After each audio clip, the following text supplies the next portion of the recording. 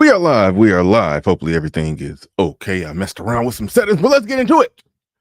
Over a week ago, not even a week, maybe just a few days ago, Dr. Umar made a statement. Dr. Umar Johnson, the good Dr. Umar Johnson, made a statement, and he blamed black men for black women getting BBLs. It's black men's fault, or as the saying goes, it's Jermaine's fault. It's always Jermaine's fault. We're going to look at that. We're going to examine that. We're going to get on into it. Is it black men's fault for BBL culture and all black women having all these BBLs? Because after all, we do like big butts and we cannot lie. But is it our fault that they are dying to give us what we want? That don't sound right. Let's go.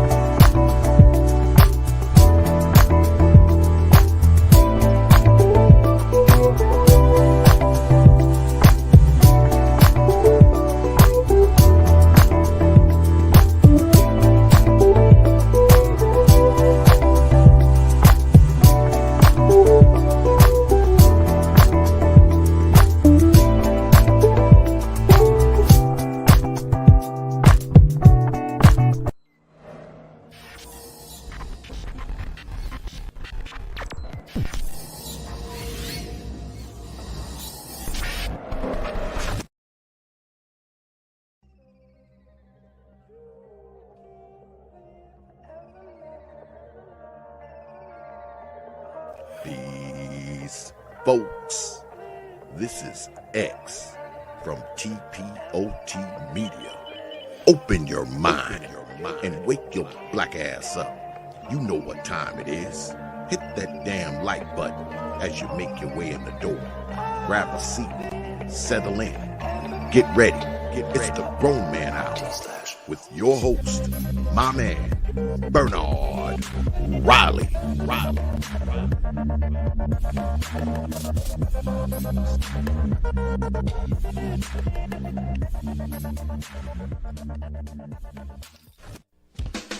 Welcome to Machismo TV, the ultimate destination for modern men seeking to upgrade their lifestyle. Subscribe to Machismo TV and Saul T-Balls. We stream daily from 12 midnight to 8 a.m. Eastern Standard Time, the best male-centric content. Highlight reels without reviewing or providing any editorial bias to the content. We have done so much, with so little for so long, we are now qualified to do anything, with nothing. We have done so much with so little for so long. We are now qualified to do anything with nothing. Those are the words of Machismo TV, and RM's not here yet, so the link to Machismo TV isn't in the chat room. But yes, we are going to be talking about a number of things here. Got a loaded out show, got a bunch of things I got to get into. But yes, the main topic is Dr. Umar Johnson when he said that it's black men's fault. It's always Jermaine's fault for black women having BBLs, or as I called it, BBL culture. That's what Dr. Umar said. I beg your pardon. I beg your pardon. All right, let's get into it. Sorry for that coffee slurp. Sorry about that. But hey, shout out to everybody in the building real quick. Emin Perry, shout out to you. Nakiva, I think I said that right. Nakiva Brown said BBLs are not black men's fault. We're going to get into it. Dorinda Muema says no, it's women's fault. We're going to get into it. Mr. Snazzy in the building says, what's good? BR, well, hold on, let me not read the most interesting comment. The first comment, almost skipped Dolomite, almost skipped you, says, you can use the monkey paw analogy for this one. They wish for the big behind, and they get their wish with the BBL. But the setback curse of having a foul smell cometh from it. We're going to get into that. I'm actually glad you said that out the gate. I'm actually glad you said it out the gate, because there was a lot of content going around where people were talking about how BBLs actually smell. A lot of people made content on it. I almost got into that. Almost made some content on it. This doctor right here weighed in on it. And I'll tell y'all why I didn't think it was that big of a deal. Secrets that Instagram models don't want you to know. Hold up. I'll tell y'all why I don't think it was that big of a deal. But this was interesting. And it was a post that came out where somebody did speak to the idea, the notion that after they get the BBL for the first 3 to 4 months, she said she wouldn't do anything sexual with it. She says there's a smell, like it secretes a smell, like coming out of the pores from this material in the butt that's not supposed to be in the butt. It's almost like it has to sweat out some, I don't know, something got to sweat it out. But they said go away after 3 months. But overall, by and large, this is what the doctor said here. He didn't comment on that. That's why the jury is still out on that. Somebody just said it. I don't know if it's true. This is what the doctor said. 2 secrets that Instagram models don't want you to know about their BBL. Wiping down there is going to be a lot more difficult because there's more to reach around. So if you're around somebody with a BBL and they smell, well, when you see an Instagram model travel for a cheaper price, understand it's not quite as pretty on the way back. Example A. We hope they find a comfortable seating position. Let me know which procedure you want me to expose next. All right. What the hell? I'm trying to pause it. 2 secrets that Now, first things first, not that big of a deal what he did there. Not that big of a deal what he did there, what he said there. He basically just said they not used to wiping that much butt. And so it sometimes causes a smell. They're not used to having to do that much of a long reach wipe around. I didn't need a doctor to tell me that. Like, I can look at some of them women and tell that, yeah, when they wipe their butt, after they run their hand through all that crack, like that's it. When they get done, they got to wash their hands all the way up to the elbow, because all of that would have had, in order for them to get to their butt. Yeah, they would all of that touched some butt crack. All of it. They got to wash their hands up to the elbow. So yeah, I mean, I don't need a doctor to explain that one. So that's why I was like, he really didn't say nothing that significant or special, but it was a post that was going around where a chick said it's like a early smell with it. But in general, by and large, the woman who people don't look at or view as fat, but got a butt that big, you think with some of them, yeah, they got to have some of those fat women problems when it comes to wiping. They got to have some of those problems. But that's not exactly what we're here for today. Now, I like what Red Scorpion is saying right there with the long nails. That's why in the comment section, Jackie Jack had pointed out that if you go over somebody's house, they got a BBL and they got long raptor claw fingernails, don't eat their food. You do not want to eat their food. Just they wiping their butt with them long nails, and they got all that butt to wipe. No, like, I bite my nails, and when I stop for a week, I grow them back just ever so slightly. I'm just constantly cleaning dirt out from under my nails. Well, my nails are just a small fraction of a nail. I gotta really work hard to clean the dirt off from under them. I know so much stuff be under them nails, and they digging through all that butt. Yeah, no offense or butts. No offense or butt. I wouldn't eat their food. Don't go over a chick house with a BBL and some raptor claw nails and eat her tacos, because that's all they can cook anyway.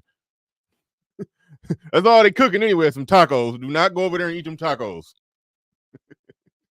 But yeah, no doubt. But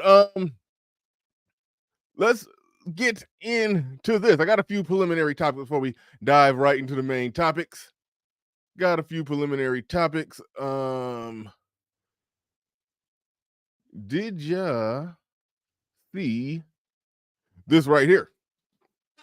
Says supporters of Donald Trump created and shared AI photos of him with black supporters to garner extra support. Now, when I first saw this one looks legit. I don't know how zoomed in y'all can see it, but if you really pay attention with this one, it does look legit. Now, this one right here, I could tell a mile away that one was fake. I get into that. But this one, because I look at the small details and I Zapruder videos and photos. The reason this one looked real is because in every group photo, people's eyes are in different places. Like, look at where her eyes are going versus where his eyes is going.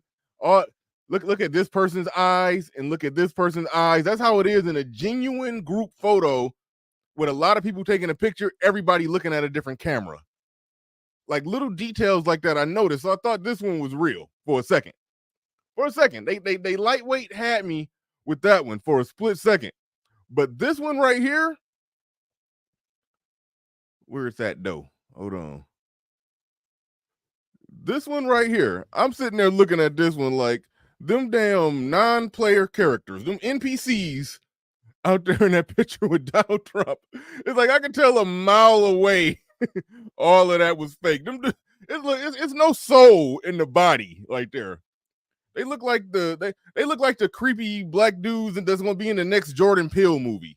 It's like you could tell that you could tell those are soulless creatures. There's no soul in the eyes. I could tell a mile away that no, this is AI. They got Trump in the hood just taking an AI picture with some pookies. You can just look at that stuff. You can just look at them. Everybody completely dead in the face. They gotta update AI game. They won't be able to think that those are real, actual African American males. Those are actual living, breathing soul creatures with a soul. Like, come on. Like, it ain't no way. They got them NPCs out there. Goddamn. So I knew that one was not real. I knew it was no ghost in the machine on that one. I knew it was up when I saw that. So that's a little funny thing because Trump is garnering black support. So it's funny they're gonna be using AI to try to trump it up. Trump take a real picture with 3 real black people with a soul. Let's superimpose like 30 more black people behind them.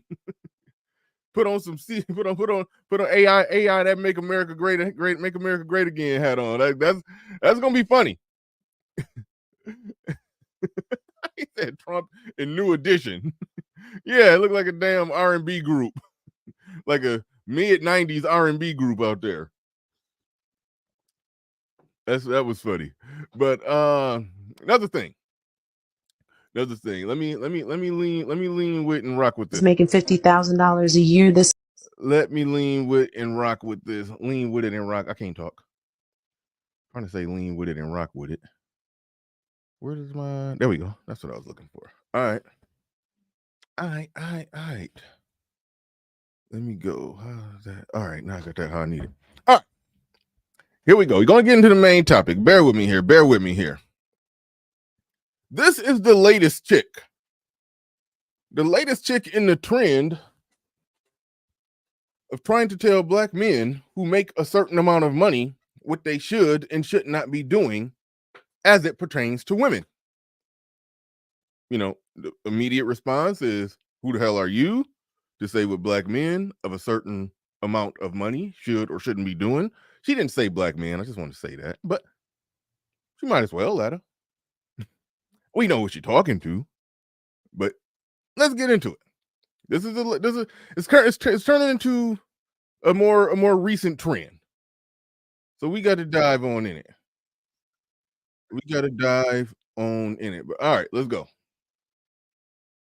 My fella's making $50,000 a year. This is going to piss you off, so just get ready. Okay.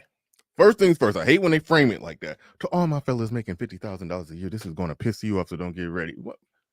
What you're saying is either correct or incorrect on his merits. It ain't about whether it piss somebody off or not. I just want to make that very, very clear. When anybody's saying anything, you're either accurate or you're inaccurate. You're either right or you're wrong. I'm either going to agree or disagree. You know, that's how men operate. And if you're a man and you don't operate like that, that's how you should operate. You should operate in the business of agree or disagree, correct or incorrect, right or wrong. There's disagreement, debate the disagreement. So don't preface it like me, like we're some females and this is going to upset us. Because as men, we should be striving, trying, operating in just so to where we don't get upset by the truth if we hear something that's true. But you have the critical faculties to refute bad arguments. Let's go. My fellas making $50,000 a year, this is going to piss you off, so just get ready. Now do the math with me. $50,000 before taxes is about $30,000 after taxes. After you pay your $1,500 rent, you're left with about $12,000 for the year. When you look at that $12,000 for the year and your car insurance costs you about $1,200 of it, and your electric and your gas, and let's not forget about groceries, right? You gotta eat. Now you're left with literally $1,000 a month even before you pay all your bills. Let's say you pay all your bills, you're left with about $400. That's if you get lucky and pay the bare minimum. You're on a payment plan. I know, I've been there, done that. Anyway, so you are left with $250 a week to court your woman or to pour in and invest in yourself. Now, if you save that $400 every month, if you save that $400 every month, at the end of the year, you'll have almost $5,000 to invest in yourself and be wise and create a passive and residual income. But instead, you'd rather go get some coochie and try to impress her with like McDonald's.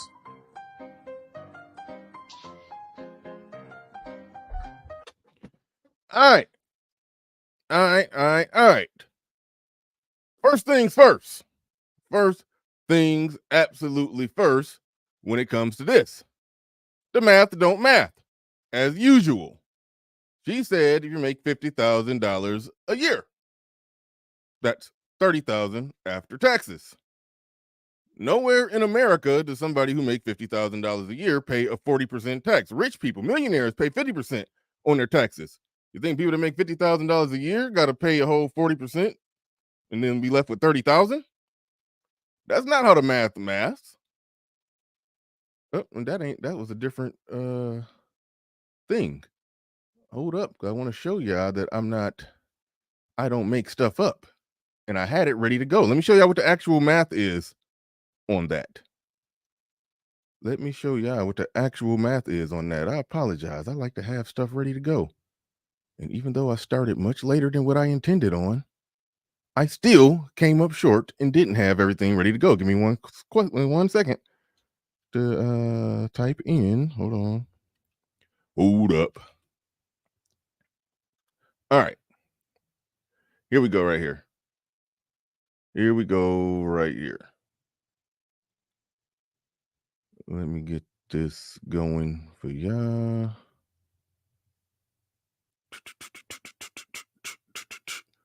I am like low-key lightweight pissed that I didn't have that ready to go. I'm low-key lightweight pissed that I didn't have that ready to go. But I want to show y'all exactly what it.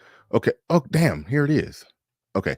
I'll tell y'all what it is and then I'll show you later because I'm having some serious failure to launch issues with getting that thing ready to go. So taxes on that normally is about 22%. You normally end up paying about $11,000 in taxes. You normally got about $39,000 left over if you're a person in America that makes $50K. If you're a person in America that makes $50K, you normally got about $39,000 left over after taxes. That's how it works. That's how the math plays out.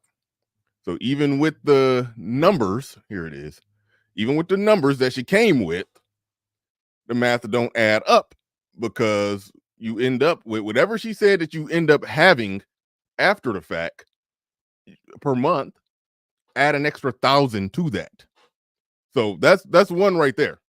So even based off the math that she gave, the man still ends up having $1,000 more than whatever she said he's left with. So I mean, you can end up with like, I think she had like $500. Yeah, Great Britain said it's like 23%. Says like 23%. Yeah, 22, 23, 21. It may vary from place to place, but either way it go. So even based off her bad math, it's like $1,500 a month that you got left over, an extra $15,000 a year. She said $1,000 a month and then she deducted it. She said $1,000 a month and then she deducted some things. But either way it go, even with her math, add 1,000 to it. But see, here's the secret. Here's the big secret. Not secret. when she said whatever that money left over is, and the reason I came up with I'm not about to listen to our video again, but I came up with a number that I came up with largely in part because she ran some numbers of 5,000 at the end of the year, extra $5,000 that you could invest. That's what she came up with. So I divided that by the 12 months. Like, her math wasn't mathing, but when you do that, when you divide that 5,000 by 12 months, and she left with something like $400 something dollars. So based off actual taxes, it's still really more like $1,400 he would have. But here's the deal. It does not matter if he got $500 left over at the end of each month or $1,500 left over at the end of each month. Even we go with the low end. Her pussy ain't worth ain't worth the $500. It don't cost $500 to pursue her vagina. That's really the story here, where she's pretending like what you have left over after you pay your bills and do whatever you got to do, that's going to be money that's left required to pursue her vagina or the vagina of the regular chick or a woman like her. You can literally do exactly what she said. Take that $5,000 and invest it in whatever you want. Invest it in whatever you want. Take the whole $5,000 you got left over for the year. Invest it in yourself. And then pursue her vagina with the change. And you still probably will get it at the same rate if you did spend that money trying to take her out somewhere to eat. That's the part of this conversation where it gets stupid, where they pretend as if it's the case that it costs X amount of dollars for a man to pursue them in this modern dating, modern hookup culture, and this swipe left, swipe right culture of it all. No, it don't cost that much. It's no price they could put on it. She likely currently right now has somebody who's hitting it, who's paid nothing, or have had that in the past. So that's why it is stupid. And it will forever and always be stupid for these chicks to be trying to say that a man making $50,000 shouldn't date, because you're basically saying police officers, firefighters, and school teachers shouldn't date. Like, think about how stupid that is. That a police officer who make $55K meet a teacher that make $45K. There's no way they could come together, get together, have a nice relationship, and have some common goals and build something together and put that together and make that work out. Is what they're really saying is that when it comes to any type of relationship where any type of relationship is invalid in their eyes, unless the guy is got a lot of money in being generous with it. Now, that's what they say. Those are the words. Those are the talking points. We know in reality what it really is. This dude busting it wide open with them for free, or it's regular dudes that they messing with, dudes at all different levels. Only a small percentage of men who make all that money. There's only a small percentage of women who could absolutely 100% require that amount of money for every guy that they deal with. So for them to be even trying to play the language of what a guy shouldn't do if he don't make X amount of dollars, when that not required for them to give access to their holes anyway, it's just stupid. It's just stupid. It's a disingenuous argument, just flat on its face. Absolutely 100%. It's also extremely stupid to sit here and try to facilitate that conversation where she's like, let me do the math for you, you men who make 50K, as if people who make $50,000 don't do that math every month. Like, what? Like, you think people that like they don't understand how much they rent is and how much they got in bills and have a general understanding each month of how much they're going to have left over? Who you doing math for? It's like that whole part of it is just stupid. Now, like I always say, men can have that conversation talking about moving in, moving from a position where you're in charge, you got money, you got your stuff together, you got your, you got your place, you got everything intact, and she can come into your world. Yeah, that's how a man should move, and that's a conversation men should have, but not not her. Because when a man is truly moving like that, a man truly has built some power around himself, and he's flexing it and he's using it, and he's have expectations based off of it, that's where they start getting into the whole idea of it being oppressive. So what they're really trying to do with this whole, men who don't make a certain amount of money shouldn't date, what they're really trying to do with that is they're trying to essentially put it out there, create this paradigm, this whole schema where men are showing up money in hand. They're using the language of traditionalism to get men to fund their temporary modern good times. That is essentially what that is. And that's what it is, because at the end, when she said this junk right here, Get some coochie and try to impress her with like McDonald's. Hold on. And create a passive and residual income, but instead you'd rather go get some coochie. See, she ain't even talking about a relationship like the, when I said a police officer that make 55K and a teacher that make 45K, they could get together and have a decent relationship. She ain't talking about that. She talking about, no, you out trying to get some coochie. Don't come out here trying to get no coochie unless you're trying to pay the price, even though that's not the price. The price is in the toilet. They're trying to negotiate, psychologically manipulate a elevated raise in the price of pussy through their podcast. It don't work. We live in reality. We know women like you get got. And I don't know this woman personally. I'm just using her as just an archetype of just a regular chick that's out there.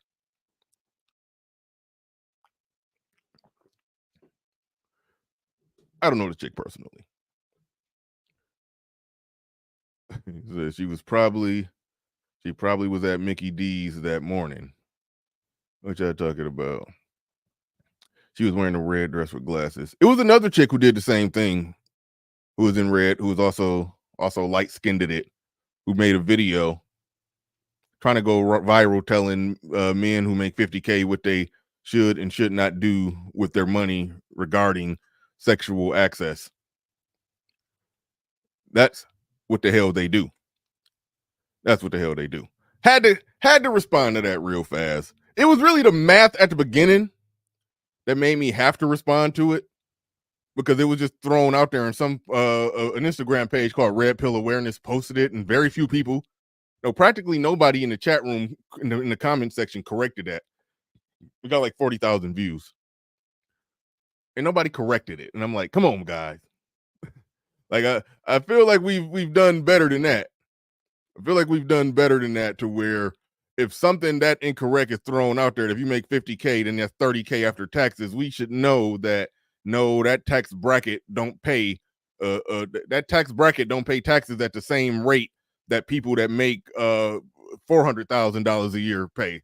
When you start making $300,000 and $400,000 a year, yeah, your taxes is like 30. I mean, it's like 40%. Your stuff is around 22% if you make 50K. I mean, you're pocketing 39. I mean, you're pocketing 39,000. If you don't live in LA or New York, you got some wiggle room and some things you can do with said leftover money. All right. Let's move on. We're going to get into the topic about the BBLs. We're going to get into the topic about the BBLs, but I got to get to this one. Where's that? Right here. Got to get to this one. Let me get some banners going down here. Shout out to everybody in the building. Get the Cashapp banner scrolling down there. If you're new here, subscribe. But I really want to get the fair use banner, because y'all got to see this. If y'all recognize this chick, this is the chick that went twerking on stage at some concert, and her boyfriend broke up. Her and her boyfriend broke up as a result of that. She did a public apology, but now she's doing a now she did an interview. Sorry, I'm clicking on stuff in the back trying to get stuff set up. She did an interview, and some interesting things was said in this interview. So we got to get into it. I'll play a little bit of it at the beginning, a little bit of the beginning, so y'all can hear some of the backstory. But I can't play. They take it down because what they was doing behind that curtain on stage, it looked like actual intercourse, and YouTube will strike it down. I had my first video taken down, well, not the first one. It was the first one taken down for that. I got like a warning. I got like a copyright strike warning. First time getting one of those. Sorry, girl. So I got to be super careful here. Sorry, girl. Can we get her a tissue? Okay, we don't care about our tears. All right. Here's the deal. This is all the backstory y'all getting out of this.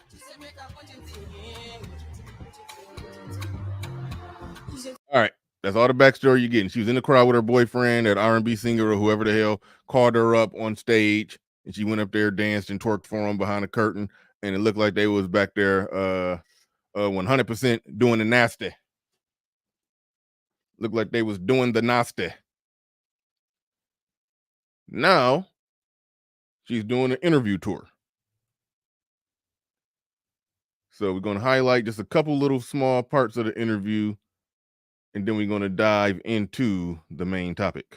Would tell me, oh, you ruined the show, you did this, you did that. So I just thought, okay, I'm here now, just dance. Like, from one person to another, you did your thing. Yeah. So that being said, after that's the interviewer saying one person to another, you did your thing. The interviewer is actually a good interviewer. She's the parts in this that she like really, did her thing in terms of the right questions that she asked. But yeah, she still was kind of sisterhood, you could tell.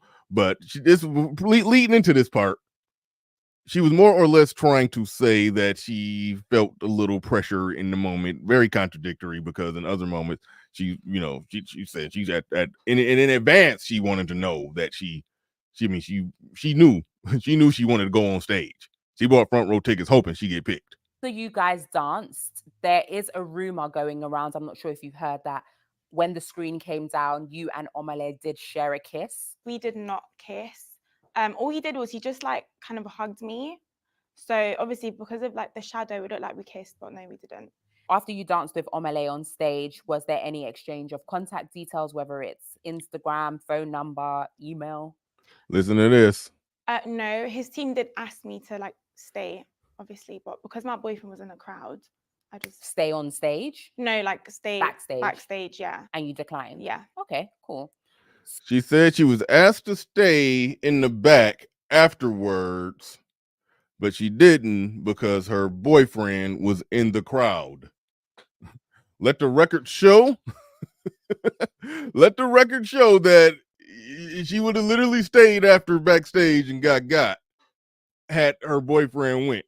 So when we had those conversations about what you should or should not let your woman do, and you're insecure if you say she can't do it, this chick is basically admitting that, yeah, she go to her favorite R&B singer's concert. She's good with getting got in the back, boyfriend or not. Just let the record show on that one. Let's submit that one into evidence. Oh, okay. You said you felt some type of way. What was the way that you were feeling? So as I was walking like through the crowd, there was this guy and he was like to me, oh, is that your man? And I was like, so that the way he said it, I just thought, I wouldn't want anyone to speak about him in that way or to me. Like, what do you mean, oh, is that your man? So immediately I was like, oh shit, like. So you basically came from a high and you felt low at that point because of what the person had said. And then obviously. Okay. The important part was already said. It was a lot of bitch babble after that. The part that mattered is after that was done, somebody literally saw her walking with her boyfriend, a dude. Why am I not right? A dude saw her walking with her boyfriend and was like, oh, is that your man? Like, because the dude saw her on stage. He probably didn't see the boyfriend from depending on where he was sitting. But he's like, you look like so much of a punk if you let your woman go on stage and do that other men literally see you walking next to her and they're and they gotta ask like you the gay friend. Like that's what you become when you allow stuff like that. You basically become her gay male friend. Like that's the kind. If y'all don't know, that's the context of that question. The guy asking, "Hey, is that your man?" He wasn't asking it like he was trying to insult the dude. He was trying to see if it was okay to holler. You know, dudes will be hollering at chicks all the time. They gotta, they gotta check. They gotta, they gotta make sure that this dude that's with them is that, it might be the gay friend. Might be the gay friend, but you never know because dudes be dressing a little, different nowadays. So, it might be her dude. So you got to check. But whenever a dude have to look at you with your woman and say, is that he basically saying you look like so much of a bitch to him that he don't even think you with her. Like that's what happens. That's literally what happens in that situation. We're about to get to the main topic real soon. There's a couple more things in this that we got to parse out because y'all know I Zapruder these viral situations and I be calling out a lot of them as fake. I do that all the time. This interviewer did damn good on a part of it where she exposed how they are kind of on some bull. I don't respect him at all, but I have a lot of respect for him. But I do understand why people would think what I did was disrespectful. Did you speak about it as a couple after? Yeah. What was that conversation like? I don't want to speak about that. Okay. It was a private conversation. Yeah, it was a private conversation. Okay. If the tables were turned. No, that's a very important part, her not wanting to speak on that. Very important part. I'm going to skip through a lot of the fluff because it's a lot of nonsense that happened. No, not nonsense. It was some good details, but we ain't about to get bogged down on all of that. Let me skip ahead some. Reach out to your boyfriend. Can you talk us through that? The timeline of how that went? After he replied with compensation, ? He actually rang me. So he video called me twice, but I was with my boyfriend at the time and he told me to not answer the phone. So wait a minute. So you was with your boyfriend and he told you not to answer Kai Cenat's call. Yeah. Why? I don't know. That right there was the only boss move that this dude made. Out of a series of L's that he took, that was the only boss move that he made. He told her not to answer the call to go on Kai Cenat's show. Then he went on Kai Cenat's show. That was a boss move. Well played. Well played on that one. He just said, oh, like I should focus on my mental health and like delete everything, like delete all my DMs and stuff. And yeah, go focus on your mental health. I'm about to go on there and get this clout. I'm about to do a 20-on-1 dating show on you. Can you clarify what day this happened on? I think it was like 3 days after the concert. So like a Wednesday. Yeah, I think so, yeah. Okay. So your boyfriend said to you, don't answer the call, focus on your mental health. So how did we go from focusing on your mental health to him now being on Kai Cenat's live stream show? I don't even know. Okay. What was the status of you lot's relationship at this point? You see how she asked good questions? I'm still annoyed by that Roland Martin and Angela Yee interview of the of Tiffany Henyard, the mayor of Dolton Township Village or whatever they call it. Them not asking the right questions, them doing a sock puppet interview. This chick actually asked the right questions. Y'all sound like y'all still together after this stuff. We were still speaking. But you weren't together? We were. You were still together? Yeah. When he told you not to answer Kai Cenat's call? Yeah. Okay. So from the time he told you not to answer the call and then him going onto Kai Cenat's stream, how long was that? Was it a day or two? Sorry? A couple hours. Okay. How did we get there? Can you elaborate? What? Now, right now, it sounded like a boss move, but y'all going to see how the interviewer is smart. She asking the right questions because when everybody be reacting to all these viral stuff, I'm normally the one reading between the lines, and seeing like the modern day social media fake out of it all. People never question, like, damn, are they doing this strategically? I never react to it immediately. Be so much stuff people send me to react to, But I'm like reading between the lines, and I'm like, no, this is looking kind of skittish and staged to me. And I'm normally right. What happened?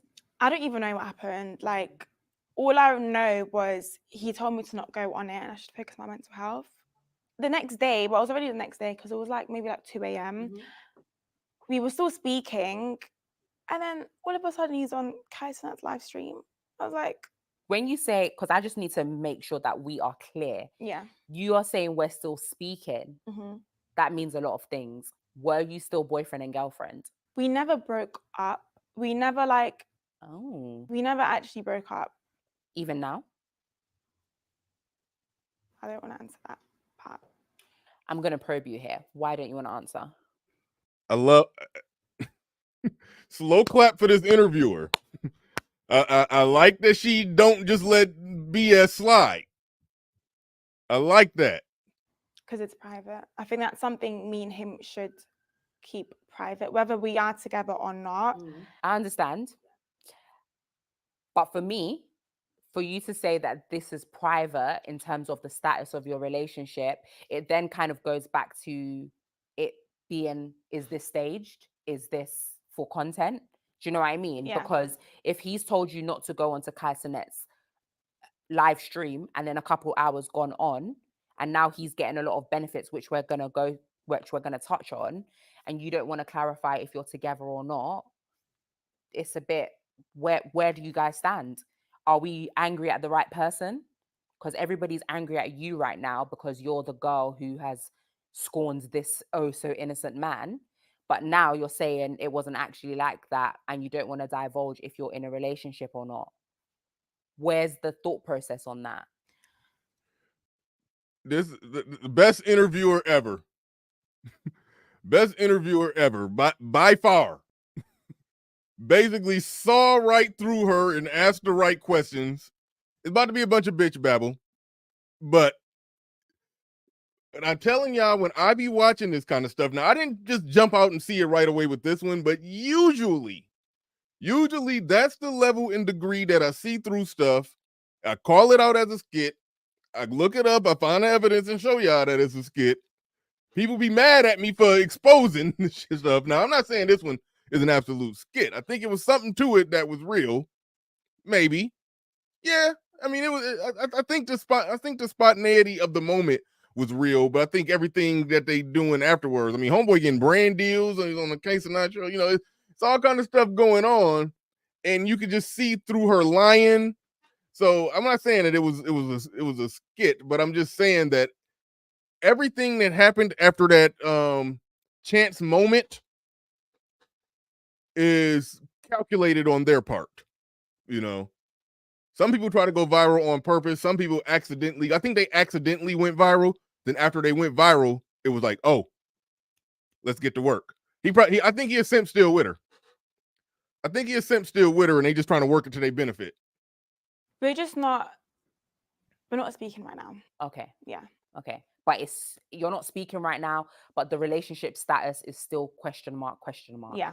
Okay. Obviously, from him going onto the live stream, how did you feel about that? Because he has got. I just wanted to point that out. Now we're about to get into the main topic. There was some more stuff going on there, but nothing like super duper important that need to be fleshed out. I'm pretty much good. I got what I needed to hear from it. So let's get into it. I'm an artist. You know what I'm saying? My fan base. Let's get into the main topic. Rappers and ball players keep a podcast nowadays. You know, there's a slight hater in me that don't like it. I'm like, no, y'all made it another way. Don't try to come back here.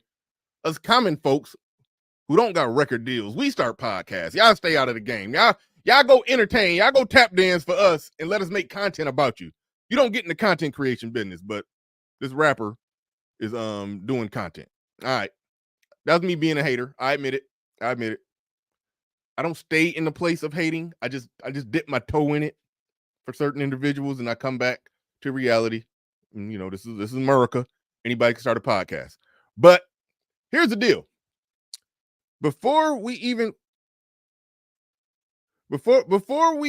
get into the topic, before we even get into the topic, fair use on all of this, I do gotta say, I don't know what kind of podcast setup they got.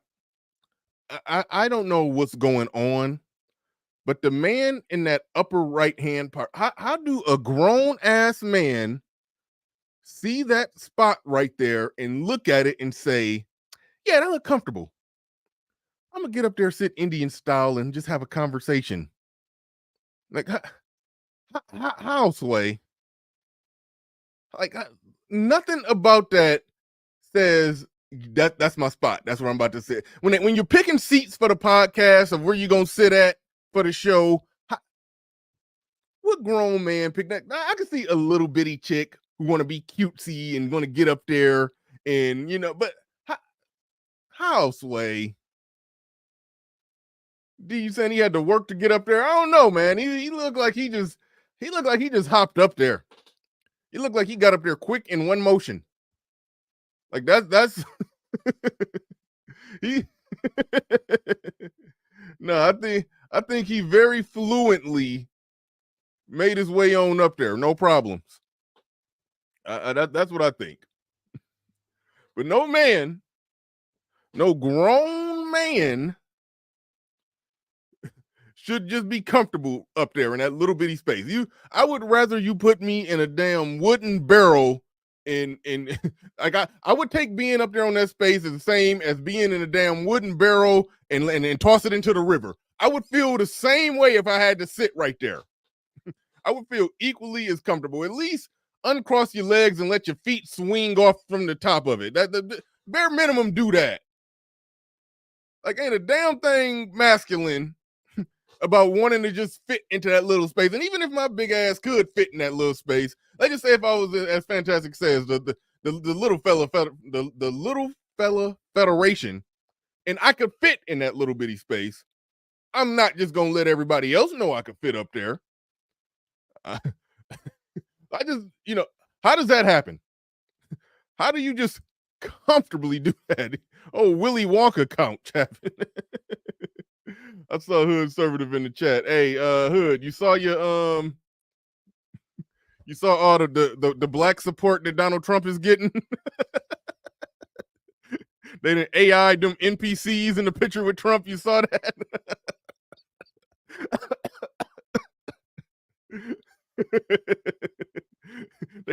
they got them soulless non-player characters up there looking like the creepy black dudes that's gonna be in the next Jordan Peele movie. Did you see that? they AI in the Trump support, man. Oh man, I about died laughing when I saw that. Shout out to Dr. Thunder. Yeah, that dude in a timeout. Dude put himself in a timeout. But all right. But all right, let's go. Back to the surgical table and get. Let's go. Trying to. Out of trouble when they become elders. Are they even going to be able to walk and at 32? What is that going to look like when you're 72? What kind of health are you going to be in? How toxic will those implants be? What about the leaking bags that I hear about, the leaking ass bags and breast bags?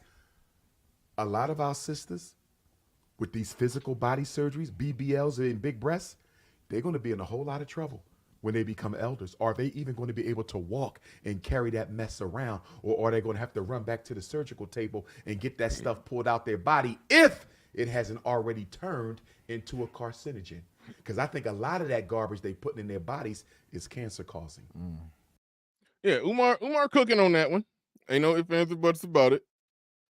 Ain't no ifs, ands, or buts about it. The BBLs and all that stuff they put in their body, we do not know the long-term consequences of that stuff. That was the same logic behind me not getting the jab. And I think vaccines work and they save lives, but I'm not jumping right into one if I don't know what I don't know. We don't know we didn't know the 2-month side effect of those things that they're trying to inject into us. We didn't even know, and they expected us to do that. So that's how I feel about them damn BBLs. They don't know them long term effects. Lil Yachty, I be forgetting rapper's name, but yeah, that's Lil Yachty. That's whose podcast this is. I don't know who is who on them rappers. I do not know who's who, but yeah, that's Lil Yachty. All right. But guess who I blame for it? I'm not blaming my little sisters for getting a BBL.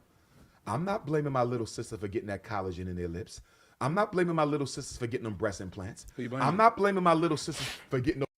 Quit saying little sisters. It's grown 40-something-year-old women that get BBLs. I saw a chick I went to high school with. She ain't never had no booty. She's actually skinny in high school. She gained weight after high school and was like not shaped right for her whole, adult life. Just was a formerly skinny and now overweight but not shaped right chick. And then I saw her the last time I saw her. She had some booty. Had that thing snatched in. She also got 2-3 kids, but I don't know. It's like I've been telling y'all, they get the price of a BBL down to an income tax check, they're gonna be everywhere. And that's you can get it done under 10,000. A good income tax check, the right amount of kids, the right amount of the child tax credit, all that stuff. You can if you make income right in the right bracket, you can get that thing up to about $8,000. Save the other two. If I can get it under $10,000, you got to have money for the plane ticket. Yeah. Those car windshield wiper eyelashes. Propaganda, social media. I'm blaming us. Who? Black man? Yes, sir. Why? Because we have sexually objectified the black woman. Yeah, but you don't think women make? Let me finish this, and then you're gonna come back. Hold up. Because I think a lot of that garbage they putting in their bodies is cancer causing. But guess who I blame for it? I'm not blaming my little sisters for getting a BBL. I'm not blaming my little sister for getting that collagen in their lips. I'm not blaming my little sisters for getting them breast implants. I'm not blaming my little sisters for getting those car windshield wiper eyelashes. Propaganda, social media. I'm blaming us. Who? Black man? Yes, sir. Why? Because we have sexually objectified the black woman. Yeah, but you don't think women make? Let me. It's our fault. It is Jermaine's fault. Do not forget that. It is Jermaine's fault. It is always Jermaine's fault. No ifs, ands, or buts about that. Do not forget that. That is what it is. He is blaming the black man for the BBLs. I'm pulling up something from his channel right now. Because I will say this about Umar. If he says that it's our fault and he's including himself, I accept that if he's including himself, especially seeing as he very recently posted this. I just went to his Instagram before we got there. Move that banner, RM. Move that banner. Yeah, he posted this on his IG. That's supposed to be him. So I guess he's making AI pictures of him. And it says Queen Kong. I guess that's what he's superimposing, creating a narrative picture where women are saying this to him. Have you been getting enough rest? You're traveling the planet, raising our people's consciousness. You're helping parents rescue our children from the preschool to prison pipeline. You're you're getting ready for the FDMG. This is so small I can barely see it. You're getting ready for the FDM. Let me make it bigger on my end. All right, you're getting ready for the FDMG paint day. I don't know what that is. D, you're answering questions from the community all day long. E, you're trying to finish your book. And F, dealing with these haters every day. I need you to make time for yourself. It is an image that is supposed to be him gripping a really voluptuous behind with a woman playing in his hair. And that's what he's posting. Now, the caption in this had all his dates of where, when he's going to be showing up and making appearances. So, I mean, if you read between the lines and understand marketing and branding, he's essentially saying in a post that was truly about him putting all his dates and everything together, he was basically, putting it out there, all my big booty women or those who, 5'5" with thick thighs, as he says, that I, that's how I'm trying to be with you. I want you to be my place of peace and all that, ungama stuff that we talk about while I rub on that big old booty. Like he's a part of the game in that sense. Ain't no fronting or faking it with him. Ain't no fronting or faking it with him. He's basically saying, honey, it's 5'5" with thick thighs. When I come to your town, I expect it to be going down, but I'm going to cloak it under, I'm working hard as the king of consciousness, giving the people what they need, and I may need a place to lay my head when I'm in your city. If you're 5'5" with thick thighs. That's legit how he be talking when you catch him, a little tipsy off a little Henny on that crown. Like, so when he say it's our fault, if he include himself in it, I ain't gonna fight him too much if he include himself in it, because he's on the objectification thing right there. I mean, would it not be? But anyway, let's go. Finish this and then you're gonna come back on me, y'all. Because you're one of the faces of hip hop in the videos. I'm not holding you accountable for what everybody does, but generally speaking, there's few mediums of media that have sexually objectified the black woman more than hip hop. So, if I'm a little black girl and every other music video I turn on, she's half dressed with big breasts and a big ass, and I want a black man to want me and like me, and I probably ain't got no daddy because the white man locked him up or the police killed him off, what am I going to do to be attractive? I'm going to go and get a BBL. What I'm saying is black men, not just hip hop, I want to clarify. Black men, period. Professional black men, athletes, All right, I got to stop it right there. I can't take no more. I'm going to play some more of what he said, but I do got to jump in on this, because this is really the main point here. If one attempts to argue that black women have gotten BBLs when it comes, they've gotten BBLs because of black men. If one attempts to argue that, that is to imply that black women are interested in doing and giving black men what they want. That's what that implies. So why do they still got bad attitudes? They won't shut up and stop being combative and argumentative and loud and all of that stuff at our behest, if that's the right word. I don't. That's not a word that I use, so I probably used it wrong. They still got them raptor claw nails. Nobody said they wanted that. Nobody said they wanted them damn Pringles potato chip eyelashes. So, but we are to believe that they are doing that for us, the BBLs. That's what we are to believe. That every other thing that black men say that they want black women to quit doing, even some black men be fronting like they don't like to weave. Some of y'all do like to weave. It just depends on how they tack it on. If they tack it on sloppy and wear it for 3 months too long, y'all don't like it. But if they pay the right amount of money and come out there with it, looking all Beyonce-ish, y'all like it. Don't front. Most of y'all. I like some natural hair. My woman got natural hair. I like them natural. I like it natural. I can say that. Most of you niggas can't. But when it comes to being submissive, black men have made it clear that they like submissive women.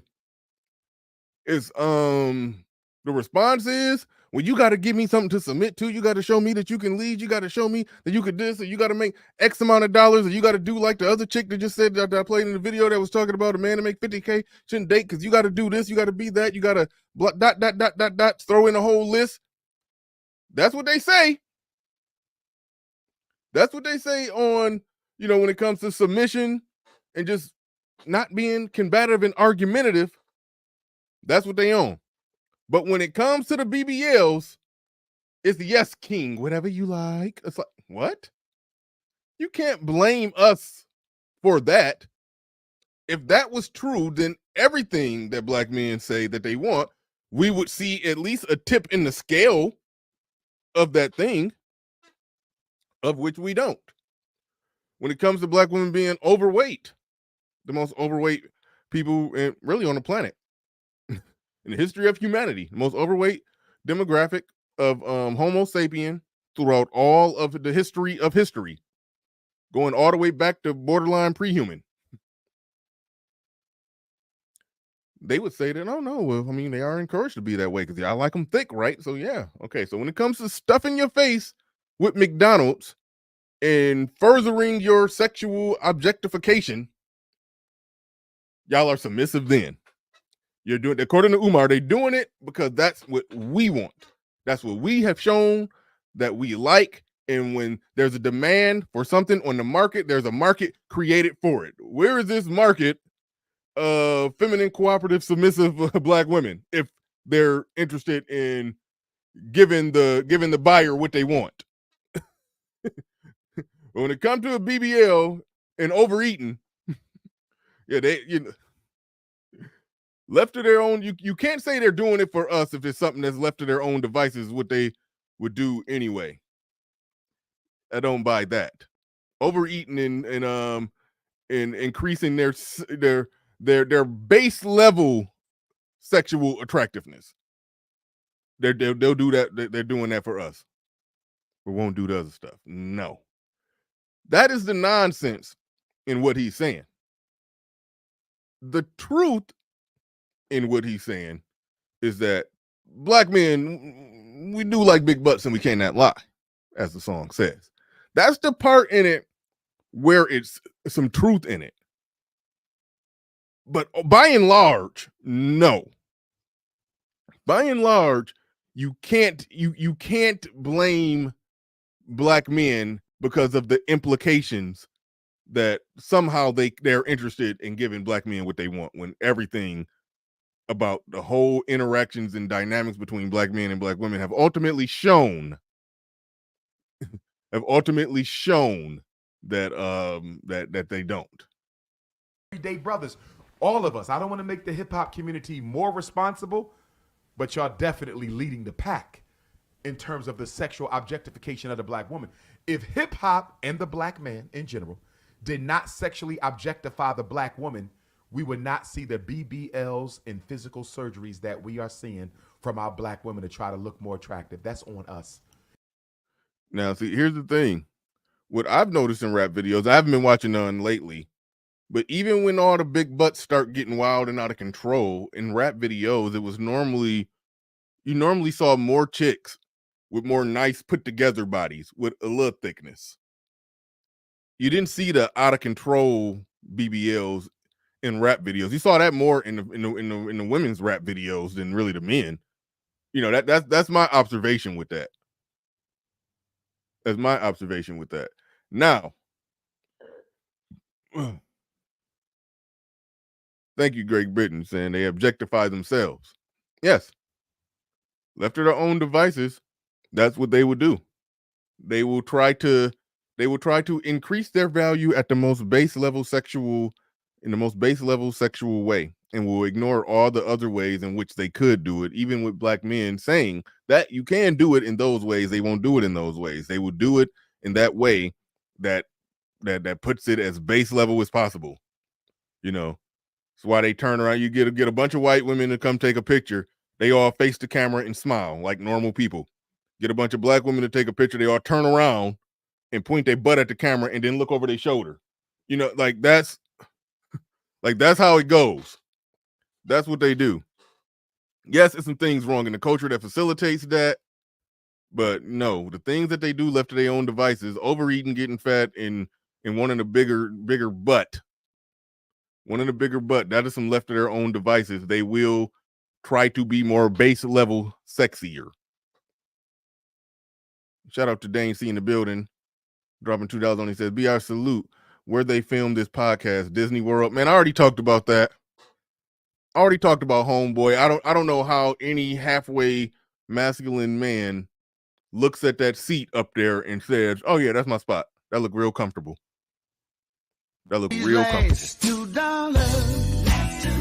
I'm not gonna lose these last $2. No way in hell. I'm not gonna lose. No way in absolute hell. What did somebody say? We liked them before BBLs. Yeah, I agree.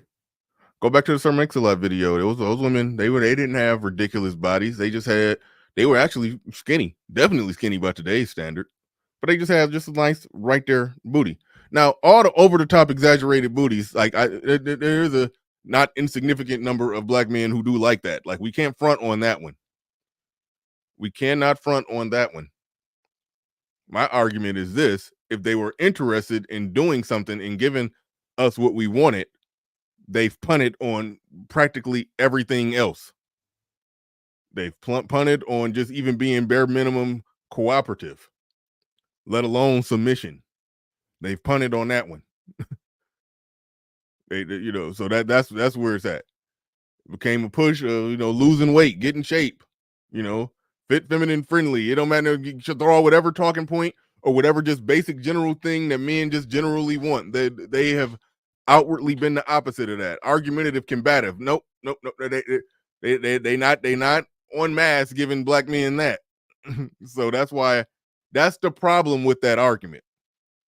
Now, I think we capping if we gonna sit here and pretend like we don't like big booties. That's where we capping. But the argument is flawed on its face because they're the most inconsistent women when it comes to giving their men what they generally want. So that's why I can't buy it. They're doing it so they can be more attractive to who? Us.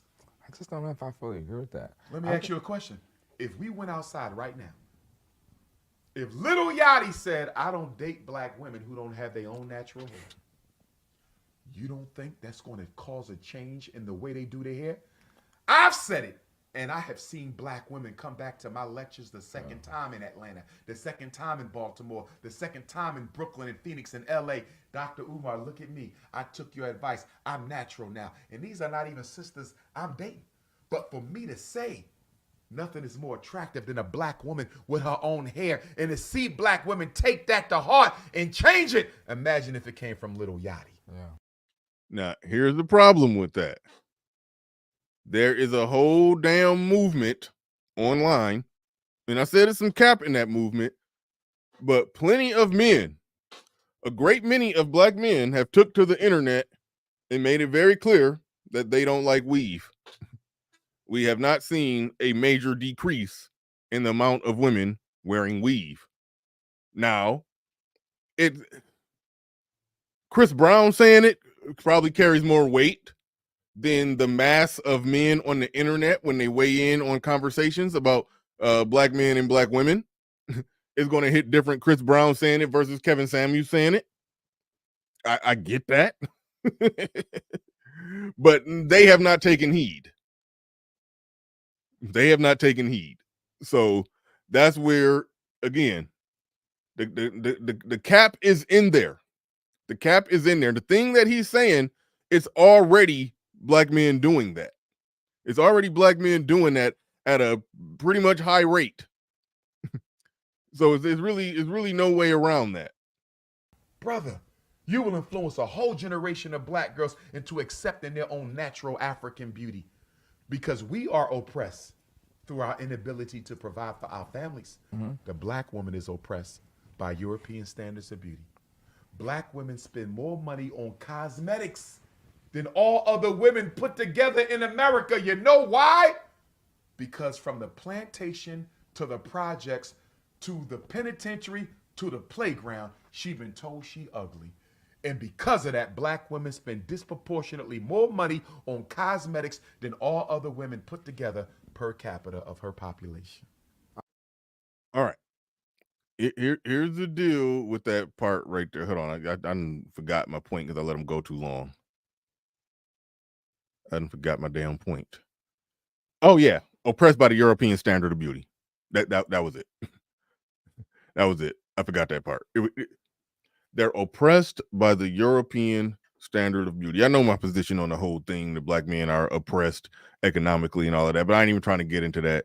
That's that's something that we probably tackle on the Saturday shows. And I keep forgetting to hit up Hood Conservative because the Saturday show is probably going to be coming back. I just got to hit him up.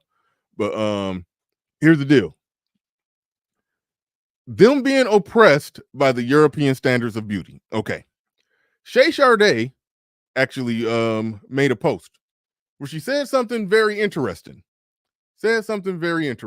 And I do want to, if I can, I probably won't pull it up. I'll quote it. I'll quote it best I can. And if I find it before I get it all the way out, then great. But she did post something. She did post something that I've thought about it before, but she put it in the exact right words. Where when it comes to Black women talking about the European standard of beauty, who are they trying to appeal to? Here it is right here. I can read it right here. It says, when Black women complain about featureism, when Black women complain about featureism, I ask, who are they trying to appeal to? Black men are more attracted to dark skin, flat noses, voluptuous bodies, and natural hair than any other group of men. So then, who exactly are Black women trying to appeal to? That is the sick, twisted, dirty truth in there. When you really break it down, when you're talking about, if Lil Yachty was to say that, hey, I like women with their natural hair, they all just go running to get some natural hair. Black men have been saying for a long time they like y'all without weave. Oddly enough, it tends to be we have no data on this. This is something that just passes the eye test. No matter where you go, it passes the eye test. Black women are more likely to go natural when they get with a non-Black man, particularly a white man, than what they are when they get with a Black man. They will wear weave their whole life and then will go natural when they get with a white man. So there is an aspect of this where they will listen, and it's on a bell curve because some of them don't listen no matter what. Even Kristen Carrison said that she couldn't get Black women to want to lose weight. she couldn't get Black women to willfully lose weight for the white men that she was trying to get them to get with. So there is a factor in the equation where some depending on what it is, they ain't gonna do nothing. But there is a factor in the equation where women, they will do something different depending on who they're doing it for. That much is true. And it does seem as if, even though there's no data on it, it does seem as if it is the case that getting with the white man, they will get natural. Now, it could be the case that the women who are already natural, there's a percentage of white men who, they got a thing for it, and that's why when we do see white men with Black women, we do see them with actual natural hair.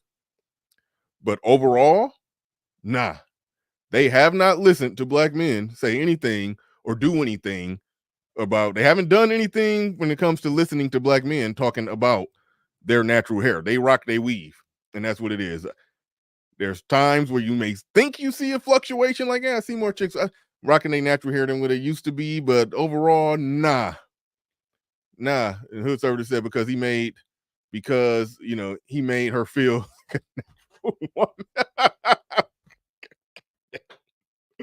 Oh man, gotta break out that Aretha Franklin.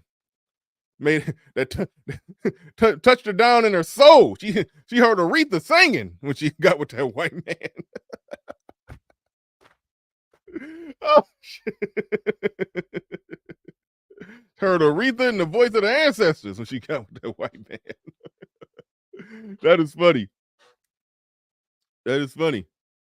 I don't know who I'm quoting here, but somebody on one of these panels was going off, and he had said that they only feel like a Black woman when they standing next to a white man. That's like a lot to that's a lot to chew on. That's a lot to chew on right there. But the whole premise of this conversation is that if Black men say they want it, Black women will listen, and that's why they have BBLs. That's why they are getting BBLs. That is nonsense. Because they have shown that they ain't listening to what the hell Black men say. But it'll get them, bigger cheeks to clap when they dancing and twerking. If it'll get dudes chasing them for purely for sexual reasons, because most men a high percentage of black men, they'll go chase down, they'll smash one of them chicks with a BBL. I'm talking about the type of black men who really on point and got their stuff together. Yeah, they'll smash them BBL baddies, but you don't see them married to them that often, unless they kind of, like unless they like an athlete or in the hip hop community or something like that. You see that there then, but you don't see regular got it together dudes who got really successful off of regular normal traditional means, traditional ways, I should say. You don't see them marrying or getting with or committing to long-term chicks with BBLs. So clearly with the BBL, it's like they're getting that base level sexual attraction. They get dudes who want to hit it from the back. When it come to a dude having more when it comes to a dude being more passionate about getting to them back shots, they'll listen. Coming to having a good attitude, being, cooperative or submissive or acting like you got some sense, not being argumentative, combative, having a better attitude, being more feminine, being in better shape, being in all of that other stuff that black men say they want. Oh, hell no. You gotta, you gotta show me that you a leader and all the hoops and hurdles and this or that or that or that. But, more intense back shots, god damn it, I'm in. It's like like, get the hell out of here. More to impress their girlfriends I'd say more than to be viewed as attractive as a man. I didn't say more, but I do think there's Which women. one leads? Huh? So Which one leads? Impressing the friends. I think impressing. Or I wanting think to be for perceived themselves. as attractive. Well, I ain't gotta be attractive. I think it's just for self-esteem. I think sometimes women look in the mirror. Did you hear what he just said? But not It's for what? But for self-esteem, Yachty. But right, for themselves though. It don't have to be for another man. Okay, but why is the self-esteem low without the BBL? It could be based on your friends. No, it's based on the values of the culture and the society in which they live. And we got to admit something, black men. We have sexually objectified the black woman into a sexual instrument. And you know why this hurts me? Who's the #1 sex trafficking victim in America right now, Yachty?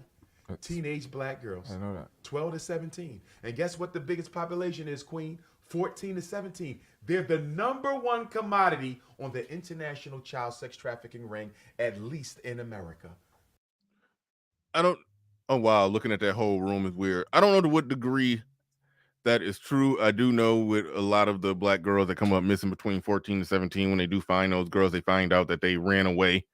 They weren't just thrown into a white van with no windows. But it may be some truth in that if you just, keep it in America. Somebody said false. I don't know the exact data on that.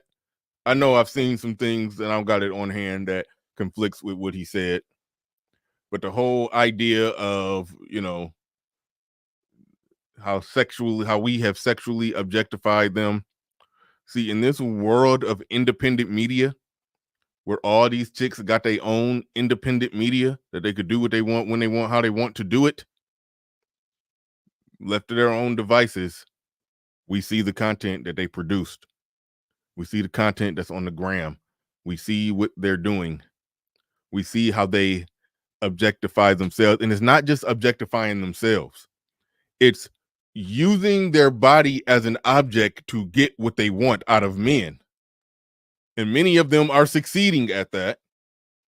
Many of them have Instagram pages or social media pages that get a certain amount of views, that get a certain amount of ad dollars from it.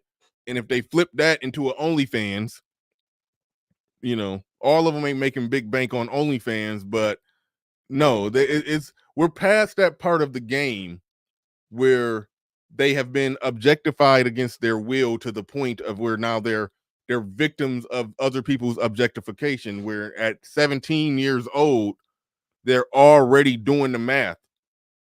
At 17 years old, they're already making the calculation. They're making the calculation at 17. If they're making the calculation at 17 that they can monetize their body, at that point, they're objectifying themselves for profit. So it's like we're long past the days of looking at it from a standpoint of victimhood. Like women are there are no more pimps out there. All right. Women are in control of the sex business. They run their own webcams. That's what Andrew Tate got in trouble for. They run their own webcams now. They manage themselves. It went online. They in control of it, and when they do it in person illegally, they run it and manage it themselves. It's a business. It's a business that they operate and that they thrive in. So it's like we're past that point. Like that day is long gone. It was a time in the early days of hip hop coming out of the 80s where, you know, what is this imagery going to do to our people going forward in the future? I mean, like you could like the people who were kids who were 8 years old in 88, like do the math on how old that person, like the people who were affected by the imagery, like those people are, you know, they're in their 50s at this point. The people who are affected by imagery and in the representation of black women in the media and all of that, like not like it's that cat is long out of the bag, and they're to the point where they're getting the bag and they're cutting out the middleman that's normally the man who's in control of the business that facilitates them using their money to get the bag. No, they got their stuff is in their own name. So those days been done. Those days been done. Freeman's Journal in the building says, "Oh dang, that nigga is in a bed." The layout of this podcast is fun. It's like, I don't know what's going on here. I don't know the theme. It's like it's one thing to have a theme. Like I get having a nice theme for your show. You know, some people have like drinks set up and stuff. I think I did that when I first went live. I had drinks behind me or whatever. You know, I tried to make it look like a little man cave, like little bar, little setup, a little, you know. What the hell kind of theme is this where you like getting your pro black kufi hat pajamas, you get in your pan African pajamas, lay in the bed with a laptop and talk to Umar. I hope that ain't a pajama set Umar got on with this very weird Jet Li size nigga up in the upper right hand corner of that kids play zone structure that looked like the goddamn, like it mixed with a nigga in pan African pajamas on a laptop interviewing Umar, who's sitting in a goddamn McDonald's playroom set. You know, you go to McDonald's, that little part where the kids go play and stuff like that. That's what them niggas sitting there. Like, what is the theme here? Like I just can't shake that. Like this interview was like 2 hours long. Like that nigga sat Indian style up there for 2 hours. Like seriously. How do you sit Indian style up there for 2 hours? Couldn't do it. I would be more uncomfortable in a wooden barrel pushed upstream. I would be equally uncomfortable sitting up there. Like I cannot, like this is a problem. And even if little Jet Li niggas can fit up there, it's like you don't let everybody know that you can fit up there. You don't. He would look if he just sat at the edge of Lil Yachty's bed, just sat at the foot of the bed across from Umar, that would be less weird. That would be less weird if he just sat at the edge of the bed across from Umar. I'll be like, okay, I mean, that's, you know, that's what they doing. They do what they want to do. I mean, it's cool, whatever. I mean, it's not a good ergonomical setup. That's all I'm saying. Yeah, it's like a pro black story time. Let me move myself real quick, and because Umar better not be no damn pajamas Umar got on. Let me move this out the way real quick. I mean, he got his shoes off. All right, there might be a pajama set, and there might be a pajama set, man. I don't know. I don't know.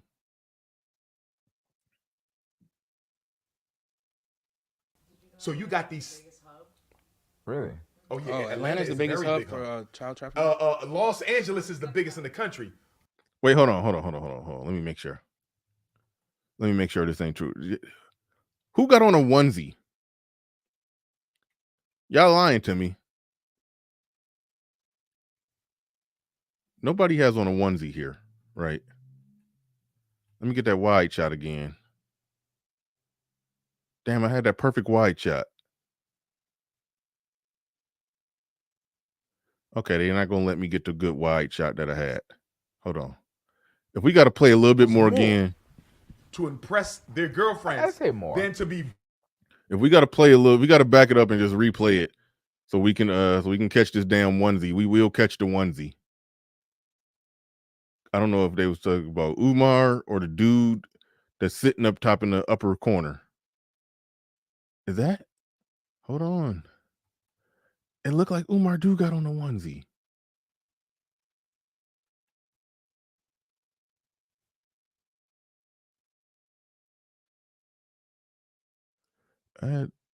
Man.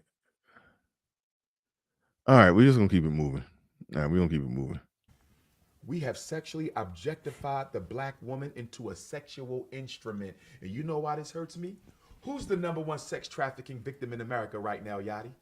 Teenage.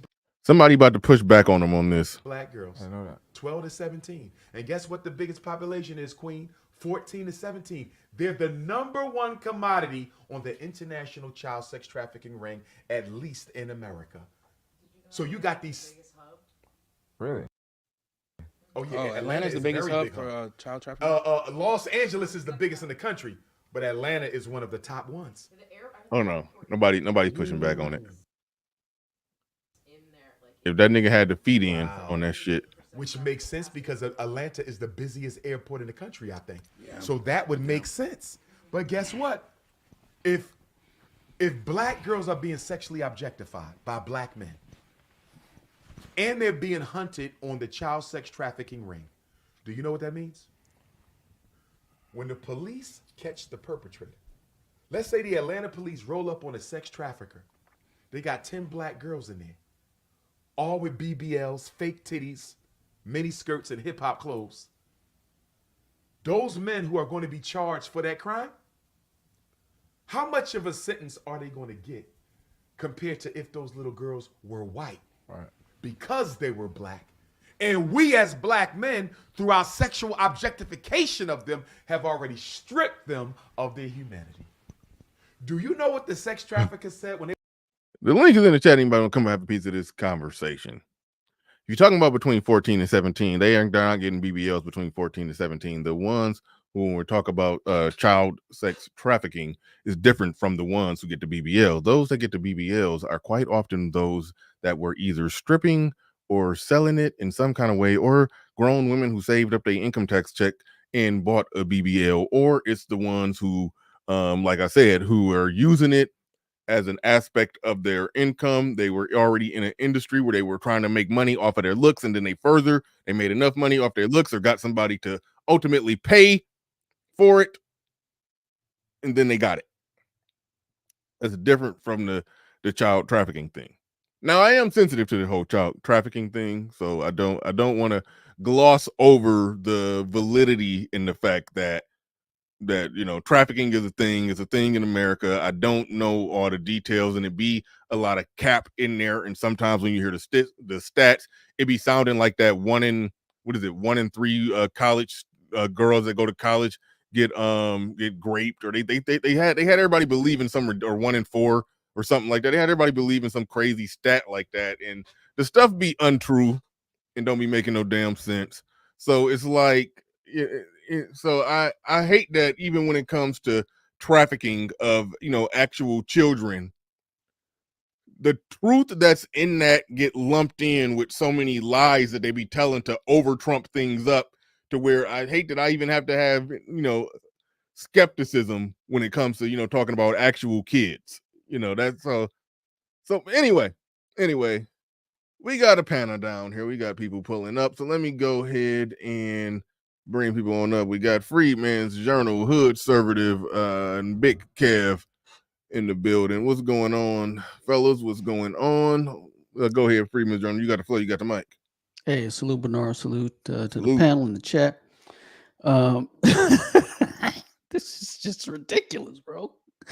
This fool is in a bed wearing kufi pajamas, thinking they're having a serious conversation, man. This is just retarded. Shout out to Great Britain said they doing a podcast from Chuck E. Cheese.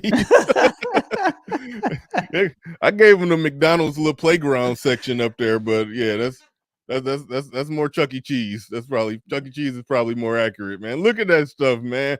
Freeman Journal. Would you climb up there like if that was the only seat available? Would you climb up there and get cross-legged and just for 2 hours? Like, come on. It's sus, bro. I mean, look at it. That is crazy, man. These are the guys that are gonna save the community, quote unquote. I mean, SKC was right. It's Plato's cave. It is Plato's cave. They are in there staring at shadows. Oh, Plato's cave. It's like people who are chained down and they're stuck in a cave and there are shadows being cast upon the wall. And they think those shadows are real life. Meanwhile, the people that are casting the shadows realize that they are in fact in a cave and they can go outside and be free.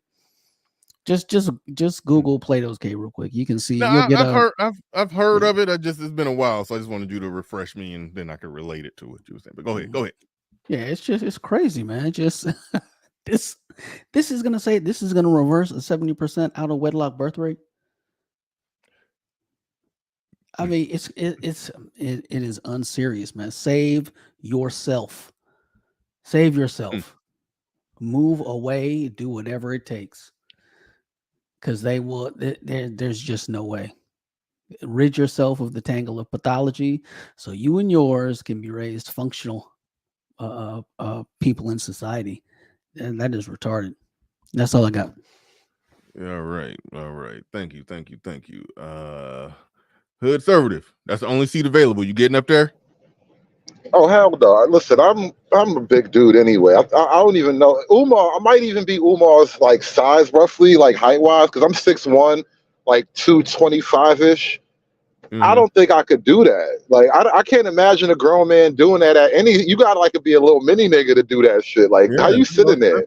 They called him a little Jet Li nigga. Like that's like real, like bro, come on. That the whole thing too is extra sus, bro. I'm gonna have an attitude the whole day that you even asked me to sit in there. Like the whole interview, I'll just be looking at you real tight because like this nigga really asked me to sit in the bitch chair. Like that shit don't feel right. That you even want me to sit there, bro? Come on. And you want to talk about saving the community time, what the black man need to do. The black man don't need to be sitting in that little ass cubby corner hole you got there, bro. Like, I don't even want to talk. I don't even want to talk about it too much because it's retarded. Like, oh fuck, it's a cubby corner hole. You remember like dropping your kids off to like daycare and preschool? They didn't call them lockers. They don't get a locker until middle school. Yeah, they give them a little cubby, just a little opening in the wall to put their stuff in. Like, yeah. And he want me to sit in the cubby and tell him how I'm gonna save the community time. Like anything you say sitting in that chair, you already in the bitch position. I can't believe you because you sit in the bitch chair now.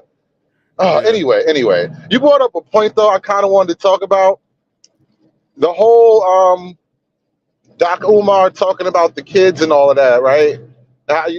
You're sexualizing the children, and it's the sensitive thing because when you start talking about crimes against children, you almost start to take a unassailable position. Like nobody can really attack you if you're talking about crimes against children, right? And you got to be a real son of a bitch. You got to be a real asshole to get up there and contradict the motherfucker that's saying, crimes against children, blah blah blah blah. And so let me just take this time out to be a real son of a bitch. That says nobody wants black girls that badly.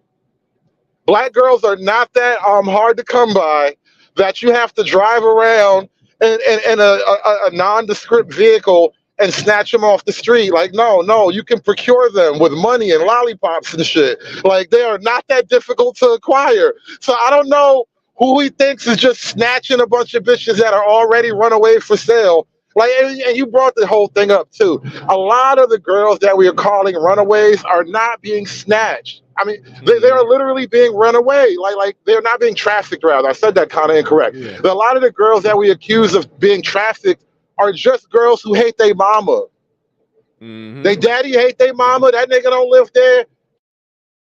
Be like, oh, I see why he don't live here. And then she left too. This is what happens. And eventually bad things happen when you're out there in the street as a young person, right? But you know, nobody cries when young boys die in the street, but you know, black girls are victims. Yeah, I mean they'll chalk it up to a chick running away. You know, she running away with a dude. Okay, she's 16, 17. She running away with a dude. He said the stats for 14 to 17 black girls, that's where the sex trafficking is the highest. Okay, so if you're talking 16, 17 running away with a dude, who she running away with? She ain't running away with another 16 or 17-year-old. She running away with the older dude that she messing with, that she wasn't supposed to be messing with. That's who she running off and running away with. Him taking her from whatever area she was at and going to wherever area that they're at, doing whatever they're doing, you know, they're going through traffic, and when they get there, they have sex trafficking. It's like, no, they be calling everything trafficking. The definition of sex trafficking is really shaky. It literally says something like, you know, moving someone from one place to another for illegal for sex, or some type of illegal version of sex. And like, so look at it like this: if she's underage, then whatever they're doing is illegal, and they drove to get there. She was living here, he took her there. It's like they calling it trafficking, but really what it is I'm not saying it's right, but it is a 16-year-old messing with some dude who's older than her, who got her at some place, and that's where she's choosing to stay at. They find her. They found out she left on her own. She ran away. It still get roped into the sex trafficking statistics. That's will be happening. How much time do you think the Uber driver should get? He did participate in it. I'm just saying, like without the Uber, he is a critical member of the sex trafficking operation. You know what I mean? Yeah, how much money should the Uber guy? I mean, how much time should the Uber guy get? He got paid and everything. He got a cut. Some Uber guys, that's most of what they do. Hush, hush, though. Yeah. I've heard it was a story going on like that where somebody tried to, I don't know, it was some wording that basically said anybody involved in the or facilitation of something can be charged with it, or you know, and they, yeah, some people based off some wording, it was some people getting, you know, included in the crime that had no business being in there. But Big Kev in the building, go ahead. You got the floor. You got the mic. What's on your mind? Well, a couple of things here. And again, I post this on my own blog here. How when people talk about this whole like sex trafficking and stuff like that, what people don't want to talk about is the fact that people who do like prey on children, they target children raised by single moms disproportionately. You know, especially if they're poor. All right, and that basically to sum it up in so many words. All right, it's not these fathers that are out here encouraging these women to dress in skimpy clothing. If anything, the problem is that as an indirect consequence of us devaluing fathers, a lot of these girls are at risk. That's the part that doesn't want to get talked about, right? Because it doesn't fit the narrative that the gynocracy tries to push. That, oh my God, these men are just taking advantage of these little girls. I'm like, no. We've seen, you know, the R. Kelly situation and stuff like that. The harsh truth that a lot of people don't want to admit, again, is that people who target children disproportionately prey on single moms, especially if they're poor, and that in many cases, a lot of these women are being offered up. Or should I say, these girls are being offered up. You know what I mean? It could be in exchange for drugs. It could be exchanged for whatever. You know what I mean? There's a situation, I think somebody posted back in, like, was it, I don't know if it's like 5 years ago or something like that, where this dude, right, this dude basically molested like a 5-year-old child, and the mother had offered her up to him in exchange for like $200 so she can go buy drugs, like that type of shit. You know what I mean? Like, it's fucked up, but you know what I mean? it happens.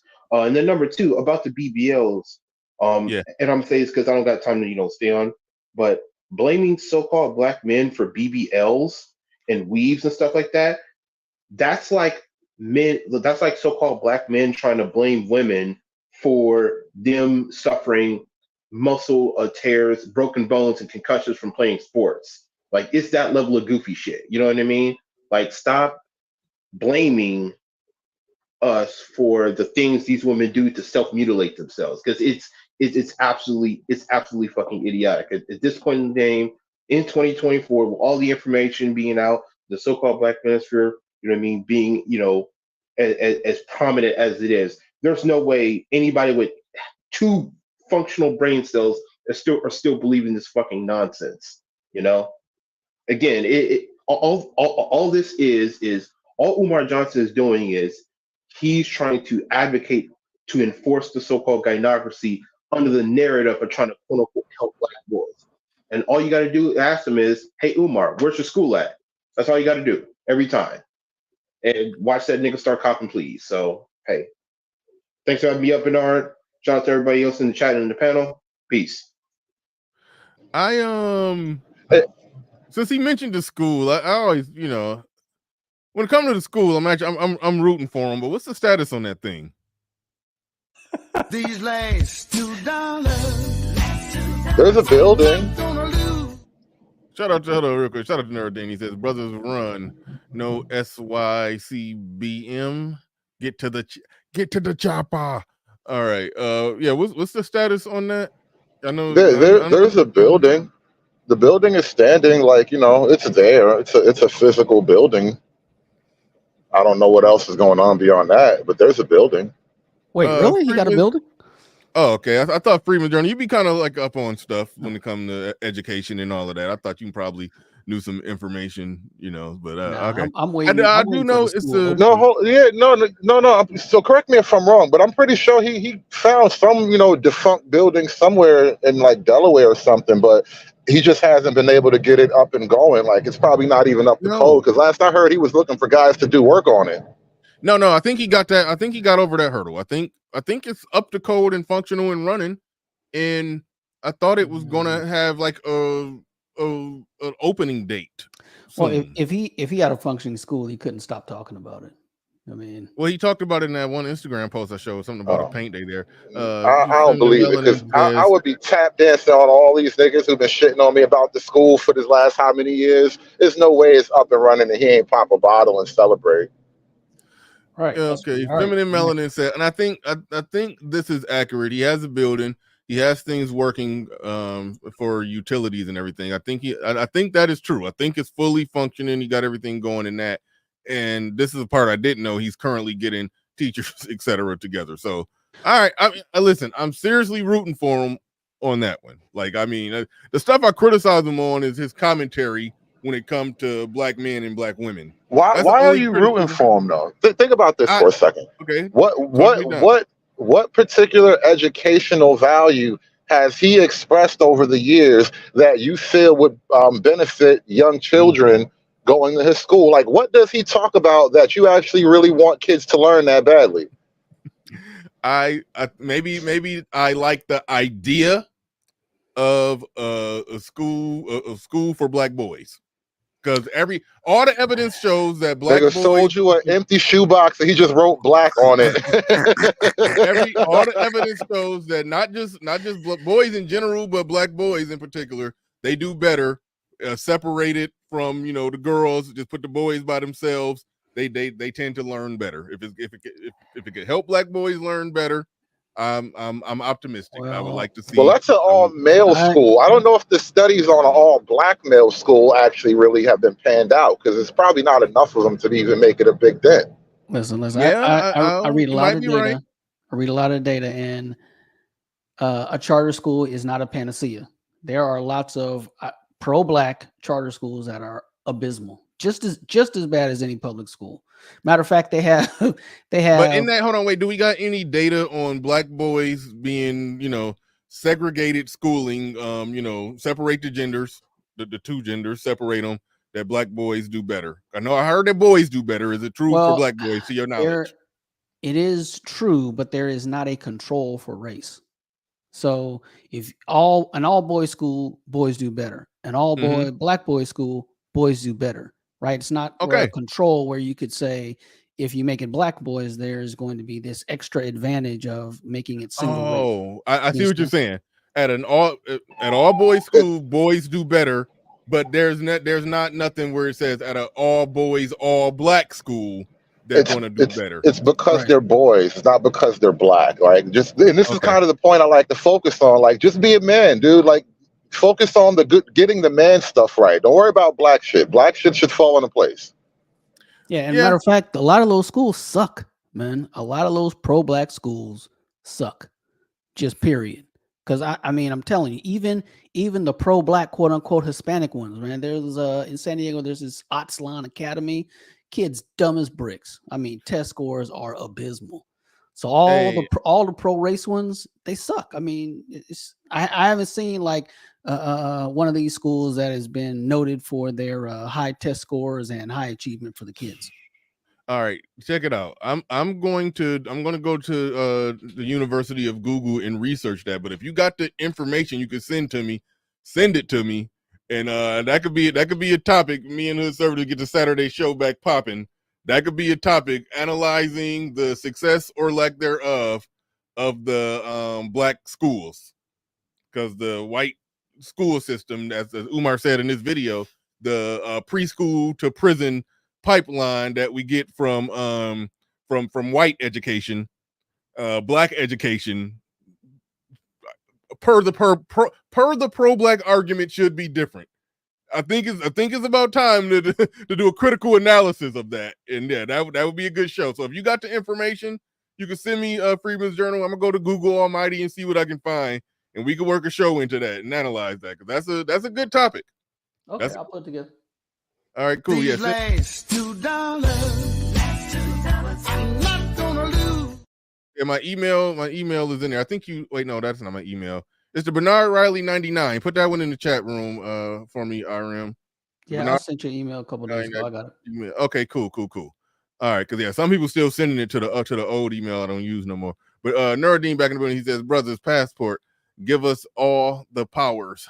Thank you for the super chat. Do appreciate that. Appreciate everybody who support the stream. Appreciate everybody who support the stream. Hit the like button. All of that good stuff. Yeah, that's an interesting topic. But there's one more point I wanted to bring up, because earlier you said something about, you were talking about sex trafficking and pimping and all that. You said pimping is kind of dead, and I hate to break it to you, I don't think pimping will ever totally die. Like there, other things have popped up to kind of cut in on the whole industry, I suppose. But here's the thing, right? Let me just make a real simple argument for you. There was a video going viral. Actually, two videos went viral.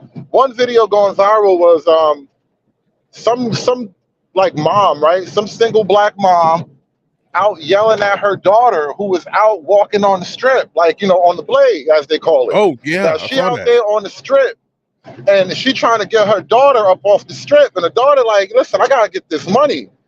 And hold up, somebody got my bad, I had a phone call real quick. I call him back. So her daughter was like, she got to get this money. And so there was dudes in the background, like telling the mom to chill, like, fall back, you're making it hot. Now, if this girl's out there on the strip, walking up and down the block, selling, sex or whatever, the dudes hanging around, what do you think they're doing?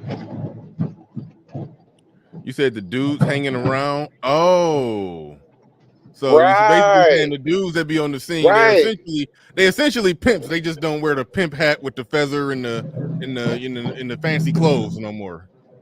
They just out there in t-shirts and Wrangler jeans, looking normal. In other words, is that what the deal is with that? Y'all can hear me? Yeah, it's probably some sort of tax. If you on our street, if you on our block, something. But I don't think the whole 1970s pimp thing is pretty much gone. I mean, I can see it still going and being a thing, but I mean, put it like this: women have the tools to not need a pimp, and maybe it's just different. If you're not that chick who can go online and finagle it that way, and you got to be actually walking the street, maybe you walk in the street, you need one. I don't know the rules. I mean, halfway don't care. Hey, but anytime you're out there actually walking the street, now you're dealing with territory, and territory is a man thing. Yeah. Okay. Yeah, I can see that. I can see that. Yeah, but I don't know. I see a lot of chicks who's seemingly managing themselves in the basically the whole economy. They managing themselves and getting money. So that's why I say that they're looking at everything that's taking it back to the BBLs. They do look at it more from a standpoint like this BBL is a tool that I'm using to further advance my business. That's why I'm like blaming it on the objectification, and they're looking in the women, but the women that you're accusing of being objectified victims, as early as 17, they probably looking up like, man, when I can get enough money in my hands to get a BBL, I'll probably do this. I'll probably flip that, stripping, and then take that from there. And they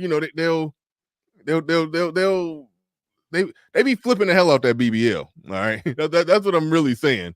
They get the BBL. If they cost them $10,000 to get it, they try to get that money back, and they get it back, and then keep going. And that money pay for their addition, because you got to keep going back to get additional surgeries after the initial one. So it's a business investment for them.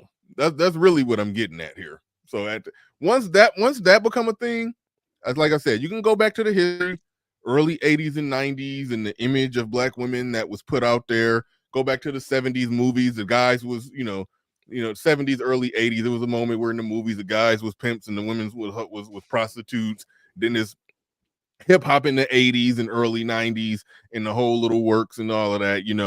Like it was an area where you could make a case. But right now that Pandora's box has been so open. It's like no, this is like RM just said, yeah. If the BBL is a tax write-off, I don't look at them as objectified victims. They writing it off on their taxes. And they reporting, they don't got to report all the money that they making on their taxes because it's funny how some things never change. You know what I'm saying? The more things change, the more they stay the same. Like I was just thinking about, there's this famous picture. I think it was really an actual real story too. So there was like this like African woman long time ago who just had like a really giant ass, and they like took her back to England or whatever, and she was up on display. Like, go look at. There you go. And now women are paying good money to recreate the Sarah Bartman butt, and it's fucking hilarious. Like, I don't know what to think about it, but it's just fucking hilarious. It's ironic as fuck, actually. Mm-hmm. Yeah. Yeah, no, you're absolutely right. Nick Taylor, put that in the chat room. Whatever, you posted a link about something in the chat room. I would prefer you email it to me because I'm trying to find it in the chat and now it's gone. So yeah, if you could just, post it in the chat again and or post it in the chat again and email it to me because I cannot find. It looked like you posted something that had something to do with some school statistics. So definitely post that. But all right. Shout out to everybody in the building. Hit the like button. I don't know. Did I miss? I don't know. Nerdine sent 2 super chats. I don't know if I missed a super chat, but shout out to everybody who supported the stream. I don't think I missed anything. But overall, do y'all think it's there in any way where black men, because like I said when I was doing my monologue, most black men, hashtag not all, but a good percentage of us, we like big butts and we cannot lie. Do you see how it's an argument to be essentially made that black men could get somewhat blamed for it because we do like big ass? So do you somewhat blame? No. I don't understand the blame. Blame ain't the right word. I understand the explanation But the key is really just hypergamy, right? You have a limited number of women competing for a select group of men. So what do all the women do to compete with each other for that select group of men? Get fake asses. Because the fake asses are the ones that are competing for the scammers and the this and the that will wantonly throw their money at them. They are competing for a dude who's going to become a mechanical engineer. Right. Look, you don't need a BBL to get a bus driver either. You worded it much better than what I kept. I kept saying, the base level sexual attraction. That's ultimately what they're doing it for. If they're doing it because men like it and the attention that they'll get from men, it's base level. Like you basically said, it's for ballers, athletes. Because when you look at the NBA players, when they get exposed, the women who DMs they be in, it be chicks with BBLs. And so it's like new money dumb niggas that do want to trick off on BBL baddies. Like that's a thing. But other than that, it's like what? Yeah, go ahead. It's also part of the gynocracy because lust is power, more so in the Black community than any other, right? Physical lust is their commodity, right? They have power over men through lust. So the girls with the smallest behinds are deemed to be the least powerful in this whole competition. So that's just like another, it's like steroids, to a guy working out the gym. It's like that other enhancement. So you see why it's so prevalent and weird amongst, Black subculture. And I wanted to kind of jump in there. I wanted to jump in there because this reminds me of something. I know Freeman, you know exactly what I'm referring to.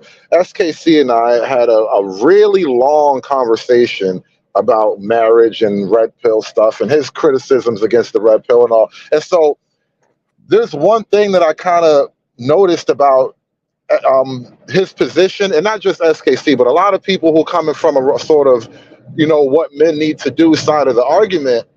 There is almost either a refusal, like a blindness, or just an intentional reluctance to actually look at and examine the female choice variant, right? Like the variable of female choice is a huge part of this equation.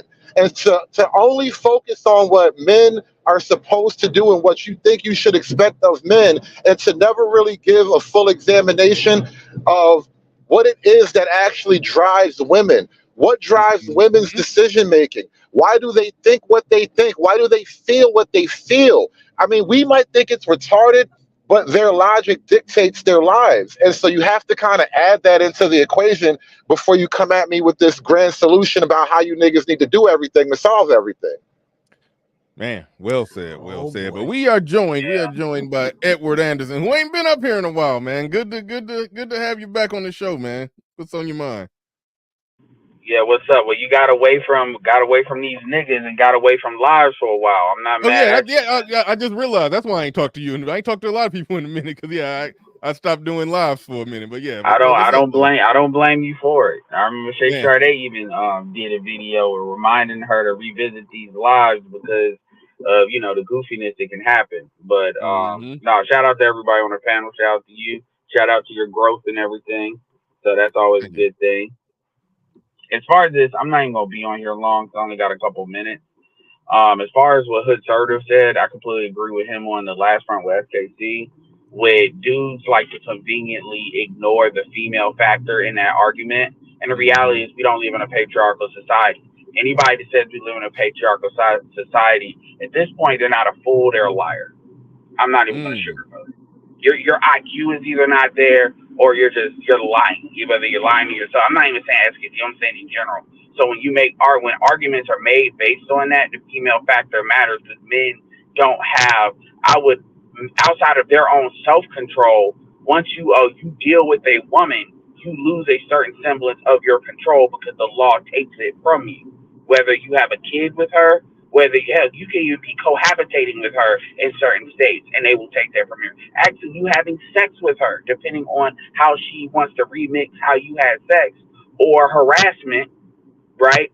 You lose a certain amount of your agency by law. And this is not just black men. When you have white boys using terms like gynocracy, I'm talking about what was the dude that said that was with Pearl that said that racial shit. You know what I'm talking about, Nick Fuentes.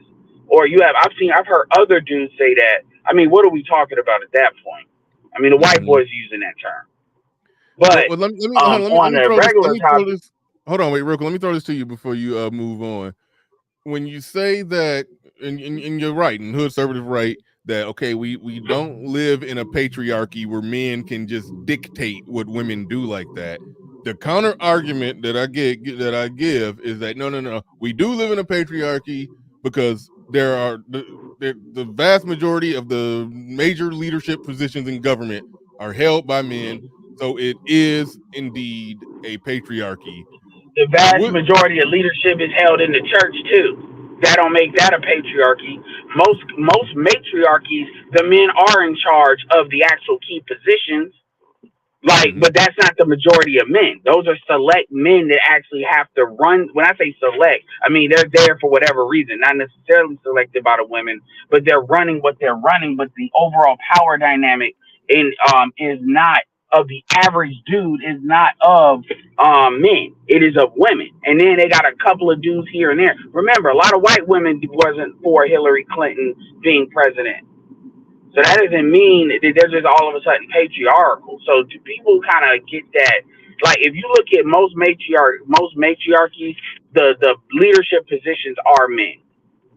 Yeah, well, no, they are men. The bishops, they are men. So that's kind of a misnomer because a man is in charge. But no, what I would say to that is you only could spin that to say that it's a patriarchy if those men who are in power are actively using that power to facilitate an advantageous society for men and exactly what they want. Like they're not operating man first.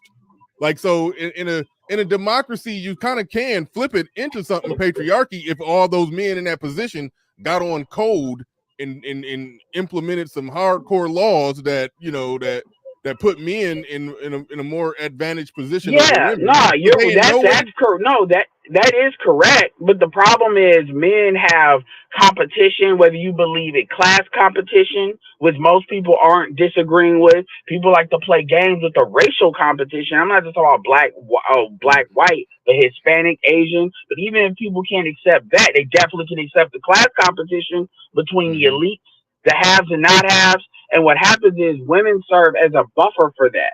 So this is how it really works. Is what you have is elites vis-a-vis the government and the needs that they want, and then you have these corporations, these big C corporations, and the needs that they want. They need people to buy stuff. Women are basically liquid money, other than black people that can be liquid money, but women are definitely liquid money. They are what drive the economy. So everything is geared, whether it's media or whatever, in order to keep women in a state of buying stuff. This is why the pandering actually happens. Women may believe it's because of feminism, but the corporations are only doing that because they know it's easier to sell stuff to women than it is to men. This is also why they don't want women in relationships. The government only needs women to have babies. The government doesn't necessarily need women to actually be in marriages because they can always try to extract money from men outside of just alimony and stuff, vis-a-vis child support and stuff like that. Remember, white men. Hey, real quick, I just wanted to point something out to you. One, the title of the stream with the conversation that I had with SKC, it was literally called the class war pill. So you're spot on, in my opinion, that there is definitely something bigger than race, and it's bigger than money also. Because look, once you got the women in that position where you can make money off of them like that, you can do so much more. Like, think about it this way. We wouldn't be flooded with outsiders if it was only men who made the decisions, right? But now that we have so many women in so many positions of decision making, we can just get flooded by everybody who doesn't live here, and we got a bunch of women who are like, yeah, let them come. Because that's a money move too. Because that's less people you gotta pay. You can pay them less because they already used to less. And that's treason for another reason, because I'm not even going to sugar. That's treason at this point. And yeah, I'll let the Republicans have their stuff with labor, but I lay that more on the Democrats' feet. That's treason, and that needs to be treated like treason. I'm not even sugarcoating that. That's treason. I'm not even playing with that. It's beyond immigration. It's treason. They think, That's it's one thing to bring people over here from Ukraine and refugees, you know, Arabs because refugees, but what they're doing, that's treason. I'm not even sugarcoating that. But going back, so yeah, that's another topic I can definitely speak on. But I want people to understand when I say gynecologist, I'm not just saying that because it's a catchphrase. There's actually a reason they use women as a buffer class. Women, they try to say light skinned people, but there's not enough light skinned people to be a buffer class. But there's definitely enough women, and what women tend to do coding up that men don't do is black women will sell themselves out to code up for the idea of womanhood. This is why when there's a bag to be doled out, black women are always complaining about getting crumbs versus white women. But at the end of the day, like I said, nobody's taking more from the black woman than the white woman. Nobody kisses the ass of a white woman more than the black woman when it really comes down to it, politically and all of that. Remember, a lot of black women were probably pushing for Hillary more than anybody else as a single demographic when you really think about it. But anyway, because I do have to go.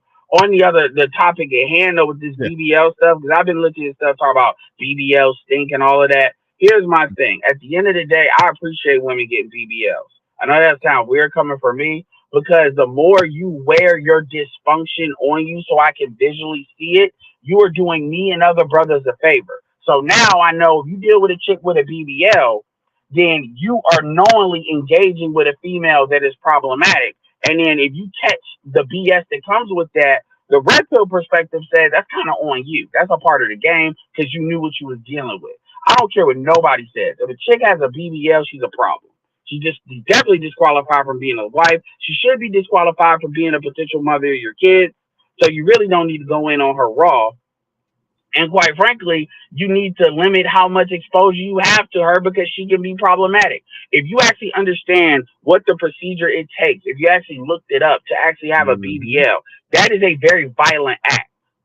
With that knife, this is not no incision. This is not like a chest incision where a couple of nips and tucks and stuff. If you're skilled, they are taking that knife and basically your ass is going through a blender. It's not an exaggeration for me to say that. It's actually worse. I just thought about it while you were going there, bro. It's a transgender surgery. It is as dramatic as. I mean, I'll leave that. No. It is a trans ass, bro. You have trans ass. That's what you just went and did. You were not born with a big booty. God did not intend for you to have a big booty. You went and got a surgery to be smarter than God. That is a trans booty. But here's the thing: it's not just women. It's not really women that don't have an ass at all that really get them. That's the funny part about it. It's women that actually have the body type to have a behind, and it gets exaggerated. You know, that's because you don't see really skinny. Because there's a thing people don't talk about BBL. Number one, it's not a escape from exercise. You actually need to exercise to maintain that. You know, there's stuff you need to do to maintain that. Otherwise, it will affect your health. And quite frankly, it'll be problematic. That's why you'll have women going in there doing that procedure 2 or 3 times. This is why you have cheap women that will try to go to the D. If people want to talk about passport bros, these women are going to the DR just to get this done on the cheap. Which you would think they would love themselves enough to not do that, or at least get a dude to trick on them and wait. But they don't want to do that because they have this mentality. This is why I keep saying it's an issue with their mental, where they think they do this, all of a sudden all this baller money is going to come because that's all it's missing. It's one thing if you're a stripper and you're thinking that, but if you're like I've seen women, I told y'all, I used to work at a call center. I've seen regular chick 19, 20, 21. So all of them ain't African American. Some of them are like African. Really, if you actually talk to them, and actually, they will actually have all these delusions of grandeur of what them having an ass will actually do for them. And at the end of the day, I appreciate it because it lets me visually point out who's cooked and who's not cooked. Not saying that's everybody, but it makes it easy. The more these women wear their dysfunction, whether it's blonde weave, whether it's crazy lashes, whether it's tattoos everywhere, whether it's listening to Sexy Red and actually thinking that music is good, that makes it easier for me and other brothers. Even the stuff that comes out of their mouth now, where they say just the absolute crazy stuff now that we used to only dream we could get them to admit to, it makes it easier. So if you're a man and you engage with women like that, you do that at your own risk. And if you get big, that's a part of the game. And that's kind of the Let me run the test And stats no, out it's real not quick, black right? men's fault either, by the way. But yeah, go ahead. Agreed. Yeah, I knew you would say that, but let me run this test at y'all, right? So if you're dating a girl and she all of a sudden wants to get a BBL and she's talking to you about it, it just occurred to me that she's trying to upgrade you or upgrade on you. Yeah. She's Oh, trying to. Well, I mean, I'd laugh right at her face. But usually, if they're gonna do that, that's not how they do it first. How they do it first is a woman, even the dumbest women are probably smart enough to know if this dude ain't gonna spend money on me, when it comes to taking her out, then that's an upgraded. That's like if you look at it sales, it's like internet sales. If somebody's not gonna spend 300, you got low ticket sales, you got mid ticket sales. Going out on a dinner is like a mid ticket sale. If you're not gonna spend 300 on me going on dinner, then you're not gonna do the high ticket sale. You're not gonna spend 1,000. So that's it's literally a different process is how you go about that. But because when that's you kind do of high ticket sales, you have to evaluate how much money they have. You have to talk to them about how much money they have, where it's at. Like you have to actually dig through their finances to find the money even in their mind that they'll have to promote this product. So you have to sell that differently than like maybe a $300 thing. Which that's a lot, but that's not going to kill somebody spending $300 because that's not beyond what their monthly expenses might be. So women think about that when they're actually evaluating a dude.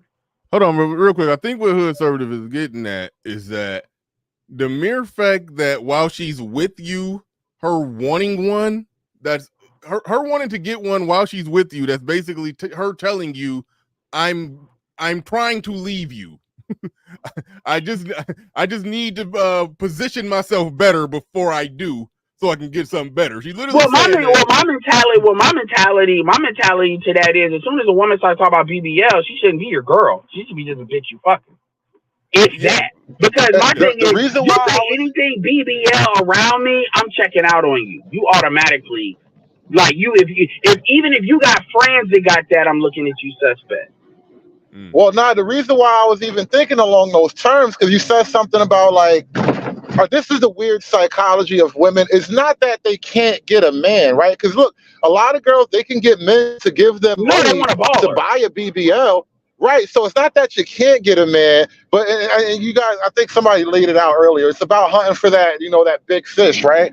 And so it's not so much about not getting a man. So it's not that you are unattractive. It's not that people deem you ugly. They can't get a lifestyle. That's right. Right. It's totally psychological on them.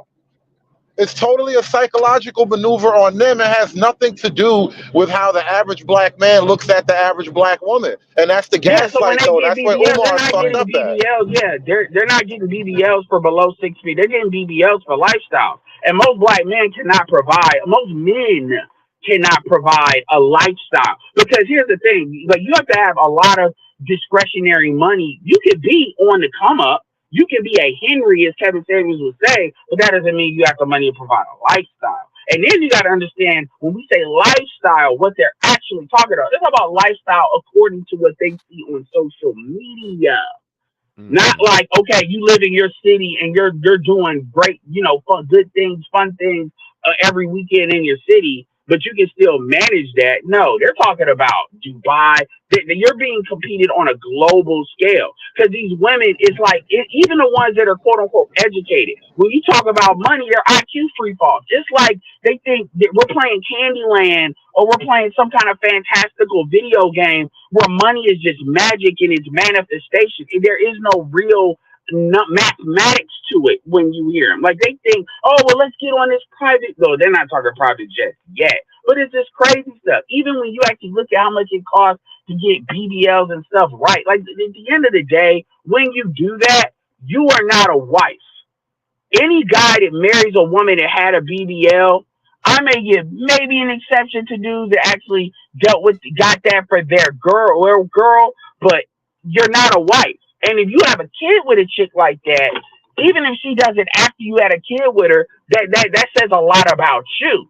And so it really does. And so at the end of the day, you spending money on these chicks, unless you really got it like that, and if you got it like that, there's a cheaper way to do it. You might as well do it overseas.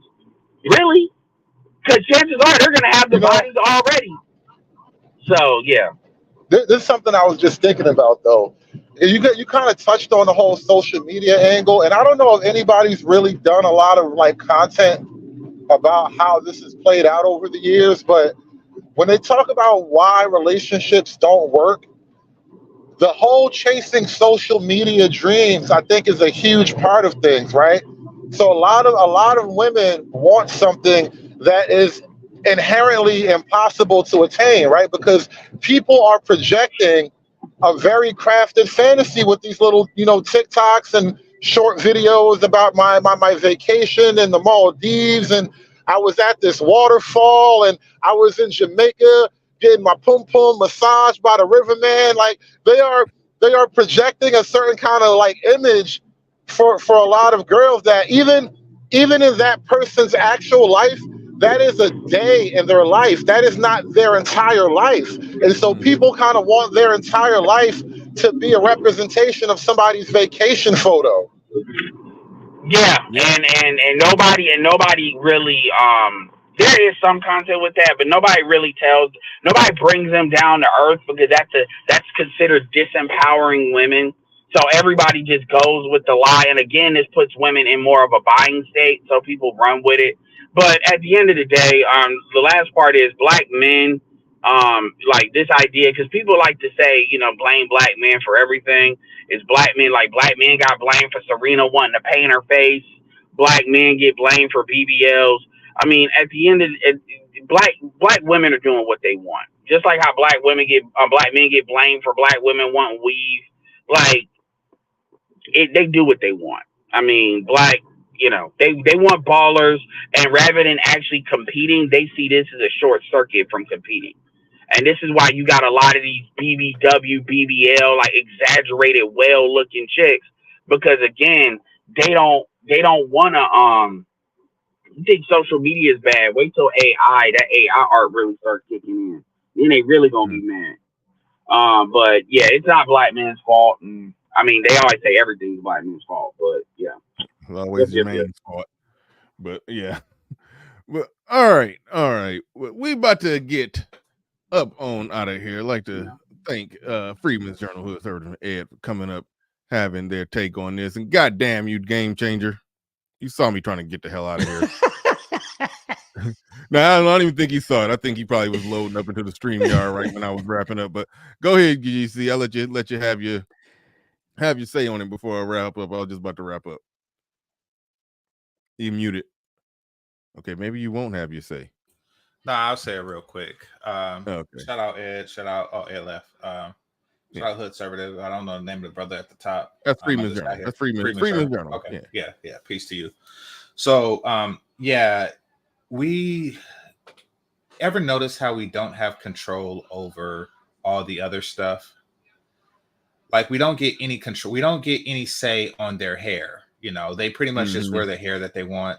And of all the things that, if we could command black women, if we had this almighty power over black women, they still keep the attitude, they still keep the fat, they still keep the fake hair, but they now all of a sudden got the BBL. Like if we had one wish, we would wish for BBLs on top of everything else. No, that's ridiculous. And then notice how if we never get credit for all the Black Girl Rock stuff. You ever notice that? What you mean credit for all the black girl, all the stuff that rock about them? They didn't. Exactly. They're not doing that because that's what we wanted, and so they giving it to us. Well, no, I mean, Black Girl Rocks. I mean, like it's a over exaggerating. Like everything that they said or did from the Black Girl Rocks perspective, other girls have done it more and better. But like if a black girl wins a spelling bee, they like, oh yeah, Black Girl Rocks or some crap like that, but they never say, oh yeah, it's because black men told them to. Like they never just threw that in there. That wasn't black men's fault. You're getting along the lines of basically my whole premise with even covering this is the whole idea. Black men been saying it's plenty of things that they want from black women, but when it comes to them increasing the amount of men that want to hit it doggy style, or they getting thicker. That's our fault. Cause I mean, they if obese is our fault because black men like them thick. So when it comes to overeating at McDonald's and sexually objectifying yourself, it's whatever you like. They being submissive now all of a sudden, but everything else we say we want you, to be, submissive, non-argumentative, not combative, natural hair, get in shape. All of that stuff is like, no, fuck you. You gotta show me that you can lead or whatever, they arguments are, Mm-hmm. all the machinations of nonsense, when it comes to any and everything else, but when it comes to stuff that they would do left to their own devices, they allegedly did it for us. It's like that's what I'm getting at with it. That was my whole general premise with it. But Lord Commander in the building. Go ahead. Well, no, I guess I get to Lord Commander. He says you don't spend $5K. Yeah, it's more than $5K, but little under $10K. I think the price is, but you don't spend $5K and risk your life to get a Home Depot guy. The pursuit of the top men is responsible for it. Rappers and athletes. Yeah. When you say the top men, if you're talking about that select group of top men, rappers and NBA players, new young dumb new money niggas that they got NBA contracts. Yes, yeah, that's who those dudes will wipe up a chick with a BBL. Like that's what it is. But like Freeman's Journal pointed out, it's like they're not doing that to get some dude with some top level engineering degree or somebody who's going to have some successful career and and commit to them. It's like no, it's like base level sexual shit or a lifestyle stuff like that. Like I forgot which one of y'all said lifestyle that's going to come with getting with the young dumb new money baller type. Like that's what it is. So well. I think it's more. I think that the reason that they're doing it, because I found myself in a similar position once in my life, is I think that the reason that they're doing it is because the competition has become thicker.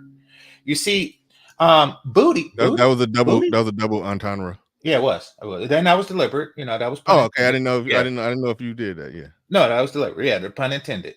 No, but booty was. Black women used to have the monopoly on booty back in the Sir Mix-a-Lot days. However, other groups of women is developing booty.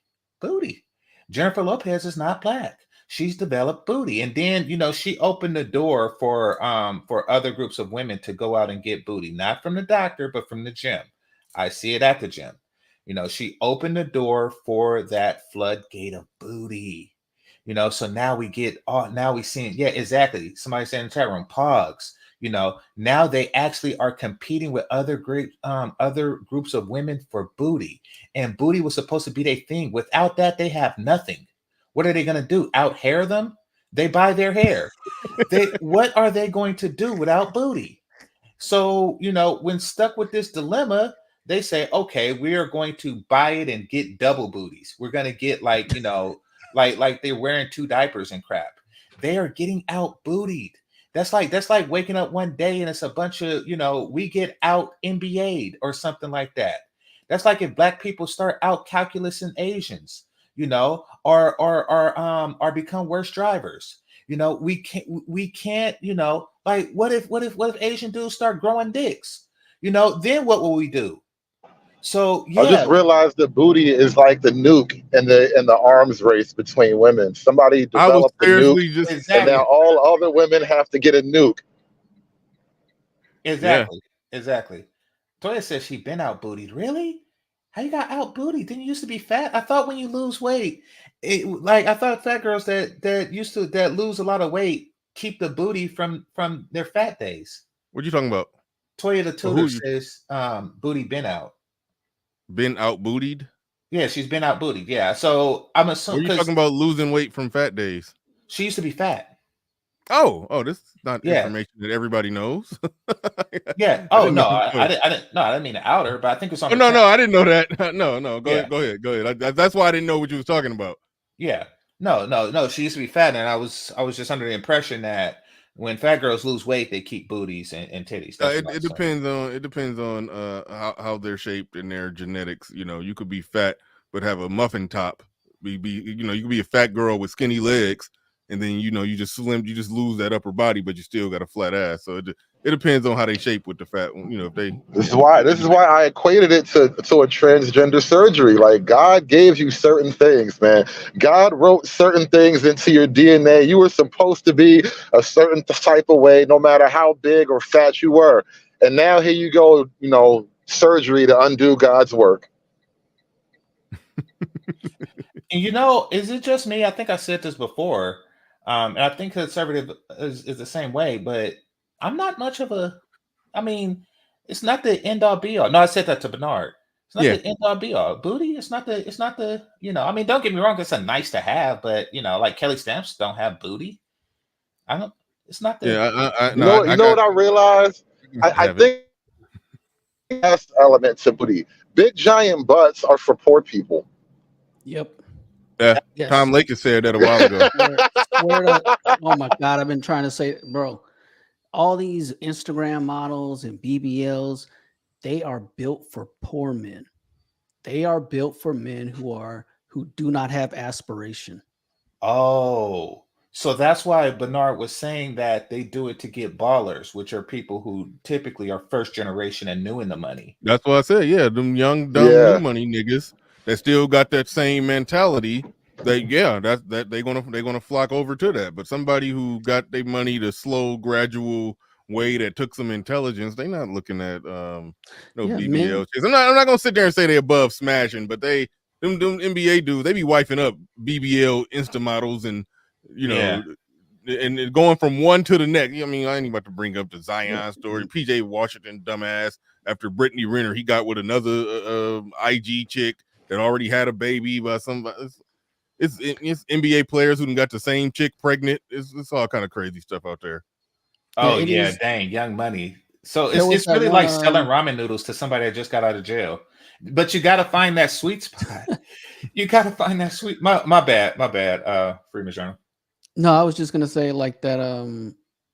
That MMA fighter that I don't know, maybe a couple months ago, he got went viral for dropping like 80+ K on some Instagram broad, and it's just like that is unaspirational, right? Men given to lust are easily separated from their money.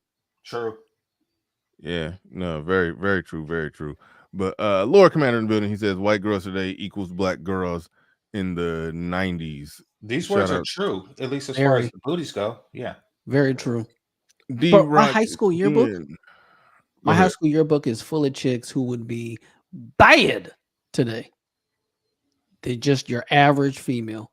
Oh, you went to high school in the 90s too, huh? Yep.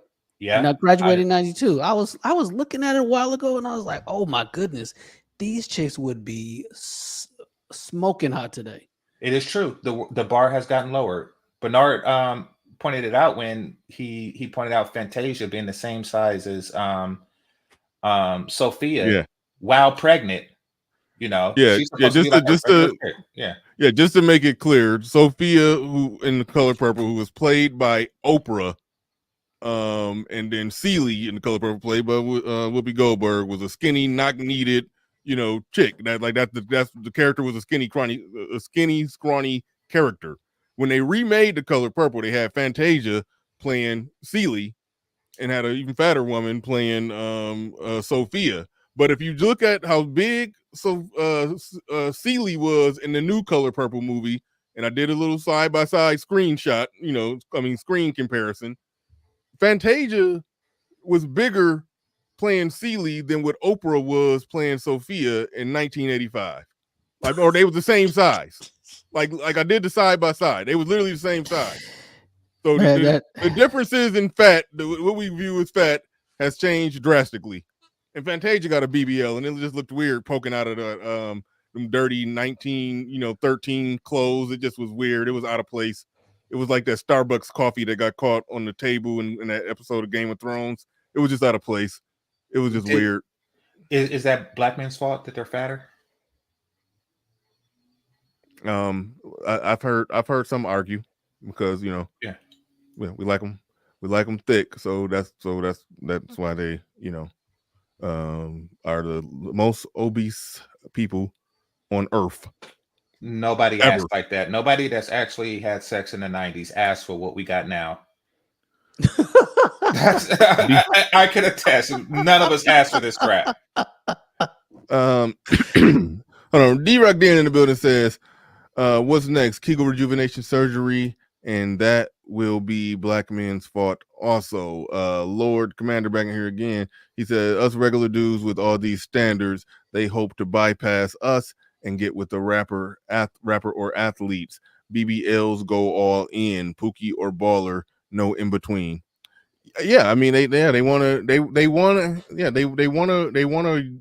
newly balling dumb dude, whether he got it from sports entertainment or if he, I don't even know what the drug game is like nowadays. I mean, the New Jack City, the crack been over. I don't even know how people making money on drugs. Like crack ain't even a thing. I don't know. I don't know. I don't know if it's drug dealing ballers like that no more. I don't even know what's going on. But yeah, that's what they want that. It's not. Those baller days are over. I mean, they've been pretending since the 90s, really. But it's been so over. Like how is a drug dealer making money? Like, I mean, like that's meth? Well, they're not. What they're flipping pills. They mama, the auntie who got a legitimate prescription, and she just keep getting it even though she ain't taking the medicine no more. Then they just flipping her pills out on the street. Like how are drug dealers? Well, they're not making money. They're just pretending. They're faking it till they make it. Like, I mean, they take like, their year's salary and wear it in their waistband, and then they and then to impress an overweight woman so they could sleep on her couch.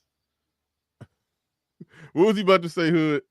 You was about to jump in on the drug conversation. I was gonna say the cartels are chasing niggas off the corner. Like, I was watching something. There was a guy doing a documentary about some stuff, and he was in Philly. He was talking about Philadelphia. Think about how far away this is for the cartel, right?